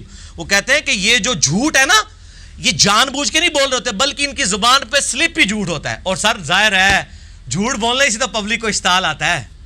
جب آپ جھوٹے قصہ کہانیاں سناتے ہیں لوگ کہتے ہیں اوہ سبحان اللہ کیا بات کی ہے، واہ. یہ وہ ہوتی ہے بات. پھر ٹھیک ہو گیا جی. جھوٹ بھائی مزیدار تو ہوتا ہے نا. پھر آگے چلیں. اللہ تعالیٰ ان علماء کے لیے بھی ہدایت کا ذریعہ بنائے جن کی برکت سے یہ کلپ ریکارڈ ہو جاتے ہیں. ٹھیک ہے جی, آگے سنیں, بڑی مزے کی بات ہے. حمام کہتے ہیں ایک مرتبہ ابو داؤد آما قتادہ سے ملنے آئے. قتادہ بھی تابعی ہیں, ایک صحابی بھی ہے قتادہ. جب وہ چلا گیا تو بعض لوگوں نے کہا کہ یہ شخص اس بات کا دعوے دار ہے کہ اس نے 18 بدری صحابہ کو دیکھا ہے. 18 بدری صحابہ کو. قتادہ نے کہا وہ یہ شخص تو طاعون کے مرض سے پہلے بھیک مانگا کرتا تھا, اس کا علم حدیث سے کیا واسطہ؟ اللہ کی قسم یہ تو شاہی کوئی نہیں ہے. حسن بصری جیسے تابعی نے بھی کسی بدری صحابی سے کوئی حدیث نہیں سنی, اور سعید ابن مسیب جیسے تابعی نے بھی کسی بدری صحابی سے کوئی حدیث نہیں سنی سوائے ایک شخص کے, سعد ابن ابی وقاص کے. ان کا نام سعد بن مالک ہے, کنیت جو ہے وہ مالک یا ابی وقاص ہے. یہ دونوں ایک ہی صحابی کے نام ہیں, بخاری میں دونوں نام آتے ہیں, سعد ابن ابی وقاص اور سعد بن مالک. وہ کہتے ہیں کہ حسن بصری اور سعید ابن مسیب جو خیر التابعین ہے, یہ وہ تابعین ہیں جن سے صحابہ نے بھی حدیثیں روایت کی ہوئی ہیں. وہ بھی صرف ایک بدری صحابہ سے حدیث بیان کر رہے ہیں, اور یہ کہہ رہا ہے میں 18 کو ملا ہوا ہوں. تو وہ یہ 18 کا جھوٹ بولنے والا کون تھا؟ شیخ زبیر علی زئی صاحب کا شاگرد تھا, یا انجینئر صاحب کی اکیڈمی کا بندہ تھا, یا بریلوی دیوبندی اہل حدیث تھا, یا تبلیغی جماعت سے تھا, یا دعوت اسلامی سے تھا؟ تابعی تھا, اور کہہ رہا 18 بدری. تو دوسرے نے پکڑ لیا, ان کا جھوٹ مار دا جے. اے جھوٹیاں کو پریشان. آج کل لوگ کہتے ہیں یار اتنے علماء جھوٹ بول کو نہ پریشان ہویا کرو. اللہ دے بندے ہو, جدو صحابہ دے دور جدھر جھوٹے مولوی گزرے نے, تے آج دے زمانے چ ہوتے کوئی ایسی گل نہیں یار, پریشان نہ ہو. انہوں نے اولاد ختم تو نہیں ہوگی نا, یہ انہی کی اولاد ہے نا سر. ٹھیک ہو گیا, آگے چلیں جی. اسی طرح ایک تابعی کے بارے میں آتا ہے کہ وہ اس کو کہتا ہے, یہ شخص کہتا ہے جی حضرت انس بن مالک سے میں نے فلاں فلاں روایتیں سنی ہے. دوسرا تابعی کہتا ہے وہ اللہ کا خوف کرو, اس نے تو پوری زندگی میں حضرت انس بن مالک سے کبھی ملاقات ہی نہیں کی ہے. اسی طریقے سے علی بن مسہر کہتے ہیں میں نے اور حمزہ نے ابان بن ابی عیاش سے 1000 حدیثیں سنی, جس کا میں نے بتایا جس نے حضرت عمر پہ تہمت باندھی ہے کہ وہ انہوں نے فاطمہ کو شہید کیا. ابان بن ابی عیاش 1000 حدیثیں سنائی اس تابعی نے. اور یہ وہ تابعی ہے جو امام حنیفہ کا استاد بھی ہے. یہ نہ کہیے گا امام حنیفہ رحمہ اللہ, مطلب امام حنیفہ کے استاد میں بڑے کذابین بھی لوگ موجود ہیں جن کو امام حنیفہ نے چھوڑ دیا تھا. جابر جوفی کا بھی ذکر آئے گا اسی صحیح مسلم کے مقدمے میں کہ وہ کذاب تھا, بلکہ امام حنیفہ فرمایا کرتے تھے کہ میں نے جابر جوفی سے زیادہ کذاب شخص کوئی نہیں دیکھا, اور عطا بن ابی رباح سے افضل شخص کوئی نہیں دیکھا. اور عطا بن ابی رباح تابعی تھے, اسی لیے میں کہتا ہوں کہ امام حنیفہ تبع تابعی تھے. اگر کسی صحابی کو دیکھا ہوتا تو وہ اس کا نام لیتے کہ وہ سب سے افضل صحابی ہے. بہرحال ابان بن ابی عیاش سے میں نے اور حمزہ نے 1000 حدیثیں سنی. ایک مرتبہ میری حمزہ سے ملاقات ہوئی تو انہوں نے کہا کہ میں نے خواب میں نبی علیہ السلام کی زیارت کی, اور میں نے خواب میں ابان کی سنی ہوئی حدیثیں پیش کی, تو نبی علیہ السلام نے صرف 5 روایتوں یا 6 روایتوں کی تصدیق کی, باقی حضور نے خواب میں فرمایا ساری جھوٹیاں نے, ساری جھوٹی. ٹھیک ہو گیا جی, آگے چلے جی. مولا بیان کرتے ہیں کہ ابو وائل کہتے ہیں کہ جنگ صفین کے موقع پر عبداللہ بن مسعود ہمارے پاس آئے اور انہوں نے ہم سے حدیث بیان کی. تو ابو نعیم نے کہا کیا عبداللہ ابن مسعود مرنے کے بعد دوبارہ زندہ ہو گئے تھے؟ پوائنٹ ٹو بی نوٹڈ, عبداللہ ابن مسعود جنگ صفین سے 4 سال پہلے فوت ہو گئے تھے 33 ہجری میں. وہ تابعی کہتا ہے کہ جی جنگ صفین پہ عبداللہ بن مسعود سانو ملنا ہے سن, انہوں نے حدیث بیان کی تھی. وہ کہندا اللہ دیا بندیا وہ قبر جو نکل کے آ گئے سن. ان کو کیا پتا تھا کہ بزرگان دین تو قبر سے نکل جاتے ہیں, تابعین کو نہیں پتا تھا کہ صحابہ قبر سے نکل سکتے. انہوں نے کہا یار قبر سے تو نہیں کوئی نکل سکتا, یہ جھوٹ ہے. اس طرح آگے آتا ہے کہ ایک راوی کی انہوں نے برائی بیان کی تو دوسرے نے کہا کہ آپ تو اس کی غیبت کر رہے ہیں. تو امام مسلم کہتے ہیں اس تابعی نے کہا کہ غیبت نہیں ہے بلکہ حدیث کا حکم لگانے کے لیے ضروری ہے کہ جو جھوٹے لوگ ہیں ان کی برائی لوگوں کے سامنے بیان کی جائے. ٹھیک ہوگا جی, یہ دیکھ لیں. یہ تو میں مسلم کا پورا مقدمہ دوبارہ پڑھا دیتا, بہرحال ٹیسٹ کے لیے کافی ہے. شیخ زبیر علی زئی رحمہ اللہ پر جھوٹا الزام لگایا, میں نے اس کے جواب میں تھوڑی سی بات کی. ابھی جو شیخ اشرف علی تھانوی المتوفا 1362 ہجری کے حوالے سے جو ایک گستاخانہ معاملہ ہے, انشاءاللہ مجھے کبھی موقع ملا تو میں اس کی حقیقت بھی کھول کے بیان کروں گا. ابھی فی الحال میں اس کو لانچ کرنے لگا ہوں سوشل میڈیا کے اوپر, تاکہ لوگوں کو پتہ چلے کہ ان کے علماء ان کو دھوکہ دے رہے ہیں. ہم تمام علماء کی عزت کرتے ہیں, لیکن علماء بھی اپنی عزت کروائیں, جھوٹے الزامات نہ لگائیں, علمی رد کریں. میں تو کہتا ہوں وجادلہم باللتی ہی احسن, پورا مجادلہ کریں آپ جوش سے, جھوٹ کے بغیر. ٹھیک ہوگا جی؟ ابھی اذان شروع ہوگی، اذان کا جواب دیں، باقی انشاءاللہ نماز عصر کے وقفے کے بعد. ہاں جی، بسم اللہ الرحمن الرحیم. نماز عصر کے وقفے کے بعد اگلا سوال ہے جی، علماء کا موقف ہے کہ قرآن بھی محفوظ ہے اور حدیث بھی محفوظ ہے، اس لحاظ سے تو دونوں کا مقام ایک جیسا ہوا، پھر قرآن اور حدیث میں آخر فرق کیا ہے؟ وضاحت فرما دیں، شکریہ. بہت امپورٹنٹ سوال ہے جی یہ میرے بھائیوں. سنن ابی داؤد میں صحیح سند کے ساتھ حدیث ہے کہ آپ صلی اللہ علیہ وآلہ وسلم نے ارشاد فرمایا، سیدنا مقدام بن مادی کرب رضی اللہ تعالیٰ عنہ روایت کرتے ہیں کہ آپ صلی اللہ علیہ وآلہ وسلم نے فرمایا، اللہ تعالیٰ نے مجھے قرآن اور اس کے مثل عطا فرمایا، یعنی سنت. اور سنت ظاہر ہے یہ قرآن سے مقدم ہے اس حوالے سے کہ سنت ابراہیمی قرآن کے نزول سے پہلے جاری تھی. قرآن حکیم نے جو سنت ابراہیمی میں صحیح چیزیں تھیں ان کو انڈورس کیا اور جو غلط چیزیں تھیں ان میں اصلاح فرما دی. اس لیے آپ دیکھیں قرآن حکیم کہتا ہے الحج اشہر معلومات، حج کے مہینے سب کو معلوم ہے. قرآن نے حج کے مہینے بتائے نہیں ہیں، رمضان کے مہینے کا ذکر آیا، حج کے مہینوں کا آیا نہیں ہے، حالانکہ سورۃ الحج میں موجود ہے. سورۃ الحج موجود ہے، سورہ رمضان کوئی نہیں ہے، کیونکہ وہ سنت سے جاری تھا. سب کو پتا تھا کہ حج کے مہینے کون سے ہیں. رمضان کے بعد کنزیکٹیو جو مہینے ہیں نا، شوال کا اور ذیقعدہ کا اور ذوالحجہ، یہ تینوں حج کے مہینے تھے. کیونکہ ظاہر لوگوں نے اتنی دور سے ٹریول کر کے آنا ہوتا تھا تو رمضان کے فوراً بعد ہی وہ شروع کر دیتے تھے اپنا جہاں سے نکلنا ہوتا تھا. یہ تو نہیں تھا آج تو 4 گھنٹے کی ڈرائیو جو فلائٹ ہے، اس وقت تو 4 مہینے لگ جاتے تھے یہاں سے پہنچنے کے لیے وہاں پہ. تو حج کے لیے لوگ رمضان کے فوراً بعد اپنے اپنے علاقوں سے روانہ ہو جاتے تھے. کسی کو 1 مہینہ، کسی کو 2، کسی کو 3 مہینے لگتے تھے پہنچتے ہوئے. اور احرام کی پابندیاں ہمیں تو بڑی کم برداشت کرنی پڑتی ہیں، ان بیچاروں کو تو کئی ہفتے احرام کی پابندیوں سے گزرنا پڑتا تھا. ظاہر ہے جب وہ میقات کراس کرتے تھے تو اس کے بعد بھی ابھی 100 کلومیٹر پڑا ہوا ہے، تو ان کے لیے تو 2 دن اور 1 رات کی مسافت ہوتی تھی نا، یہ 100 کلومیٹر طے کرنا. بہرحال سنت جو ہے وہ قرآن سے مقدم اس حوالے سے ہے کہ قرآن حکیم پہلے سے موجود تھا اور سنت پہلے سے موجود تھی. قرآن نے جو سنت کی خرابیاں ہیں ان کو ہائی لائٹ کیا اور جو سنت ٹھیک تھی اس کو اسی طریقے سے سنت ابراہیمی کو اسٹیبلش کر دیا. جس طرح کہ آتا ہے کہ جو طواف کعبہ ہے وہ سیٹیوں اور برہنہ کرتے تھے، اس کو قرآن حکیم نے پھر کنڈیم کر دیا. حدیث جو ہے اسی سنت کا ریکارڈ ہے جو تقریباً 250-300 سال کے بعد کمپائل کیا گیا. ساتھ ساتھ پرسنل نوٹس تو لوگوں کے تھے. الموطا امام مالک پہلی حدیث کی کتاب لکھی گئی نبی صلی اللہ علیہ وآلہ وسلم کی وفات کے تقریباً 150 سال کے بعد امام مالک بن انس المتوفی 179 ہجری نے لکھی. اس کے بعد پھر حدیث کا ایک سارا سلسلہ شروع ہوا. پہلے لوگ حدیثیں زبانی یاد رکھتے تھے. عرب کے لوگوں کو اپنی یاداشت کے اوپر بڑا مان تھا اور اسی لیے وہ یاداشت کے ذریعے چیزیں ٹرانسفر کیا کرتے تھے. پھر ریٹن ریکارڈ آ گیا اور پھر وہ فریز ہو گیا. اور حدیث بہرحال جو فریز ہوئی ہے وہ بالمفہوم ہے. اسی لیے آپ دیکھیں ایک حدیث جب کئی راویوں سے آتی ہے تو تھوڑے تھوڑے احادیث کے الفاظ کا فرق ہوتا ہے. اس لیے راوی پھر اینڈ پہ کہتا ہے او کما قال علیہ السلام، یا پھر جیسے نبی علیہ السلام نے فرمایا تھا. تو حدیث بالمفہوم ٹرانسفر ہوئی ہے. کچھ الفاظ باللفظ بھی ہیں جیسے نماز ہے، چونکہ وہ سنت کے ساتھ ٹرانسفر ہوئی ہے، وہ باللفظ بھی ہے، حدیث میں بھی ہے. ان میں بھی الفاظ کا فرق ہے تھوڑے بہت معمولی سے. حدیث جو ہے وہ بالمفہوم ٹرانسفر ہوئی ہے، لہٰذا ہم حدیث کو کبھی بھی قرآن کی طرح محفوظ نہیں مان رہے ہوتے. نعوذ باللہ. جو قرآن کی طرح محفوظ کہا جاتا ہے اس سے مراد ہے کہ جس طرح قرآن کو اللہ نے محفوظ کرنے کا ذمہ لیا ہے، حدیث کو بھی لیا ہے امت محمدیہ کے ذریعے سے. صحیح مسلم کی پہلی حدیث ہے مولا علی علیہ السلام سے، بخاری میں بھی موجود ہے کہ جس نے میری طرف جھوٹی حدیث منسوب کی اپنا مقام دوزخ میں دیکھ لے. اس قسم کی کئی احادیث ہیں. مسئلہ 36 میں نے بتائی ہیں. صحابہ کرام میں کوٹ کوٹ کے یہ بات بھری گئی تھی کہ جھوٹی حدیث نبی علیہ السلام کی طرف منسوب نہیں کرنی. اسی لیے صحابہ کرام سے بڑی بڑی غلطیاں ہوئیں لیکن کوئی جھوٹی حدیث گھڑنا کسی بھی صحابی سے ثابت نہیں ہوا. اس جرم سے اللہ تعالیٰ نے ان کو الحمدللہ محفوظ رکھا. تو ہم حدیث کو بالمفہوم مانتے ہیں، قرآن کو باللفظ. اسی لیے ہم قرآن کو کہتے ہیں وہی مطلوب، جس کی تلاوت کی جاتی ہے. حدیث کی تلاوت تو نہیں کی جا رہی ہوتی.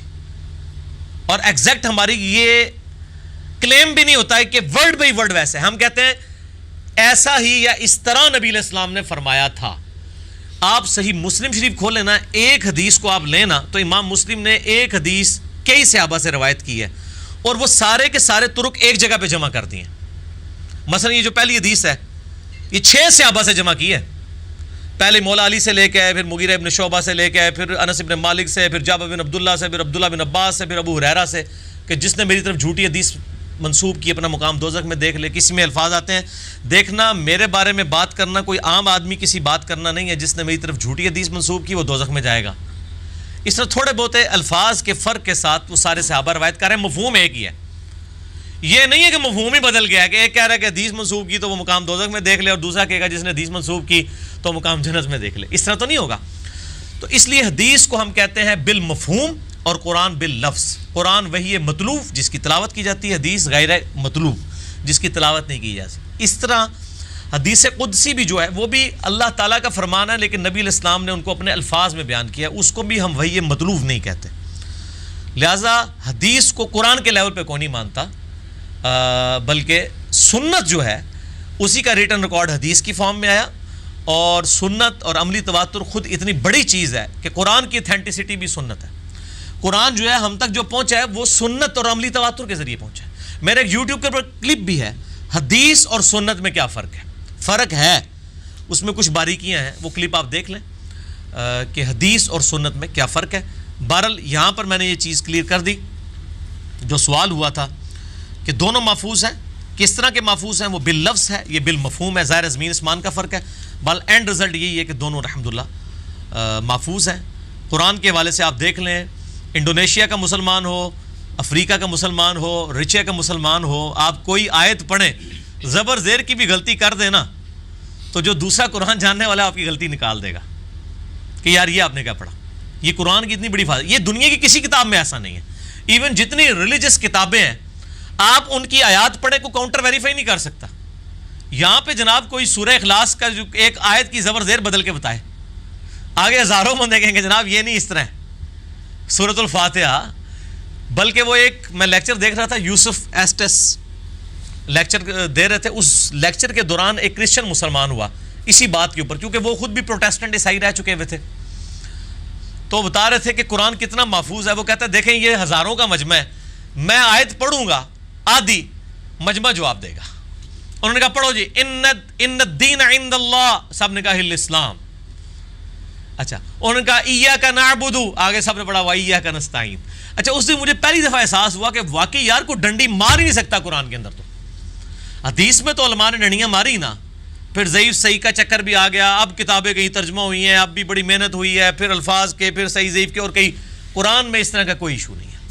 قرآن اور اس کی مثل دیا گیا یعنی سنت, اور اس سے مراد یعنی آج کی ڈیٹ میں حدیث اسی سنت کا ریکارڈ ہے. لیکن مثل سے مراد قطعاً یہ نہیں ہے کہ 100% مثل ہے. مثال کے طور پہ جیسے میں کہوں کہ چونا دودھ کی طرح سفید ہوتا ہے, سفید ہونے میں دودھ کی طرح ہے, باقی کوالٹی چونے کی دودھ والی نہیں ہے سفید ہونے میں.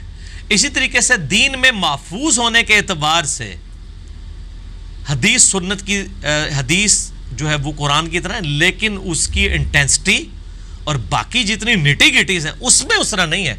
محفوظ اس حوالے سے ہے کہ امت کے اجماعی تواتر, عملی تواتر اور اجماعی فہم نے ایک چیز کو ٹرانسفر کیا, اور اس میں بھی ظاہر ہے جو اجماعی باتیں جہاں پہ اختلاف آ رہے ہیں وہاں پہ ظاہر اختلاف تو اپنی جگہ موجود ہے. کلیئر ہو گیا جی؟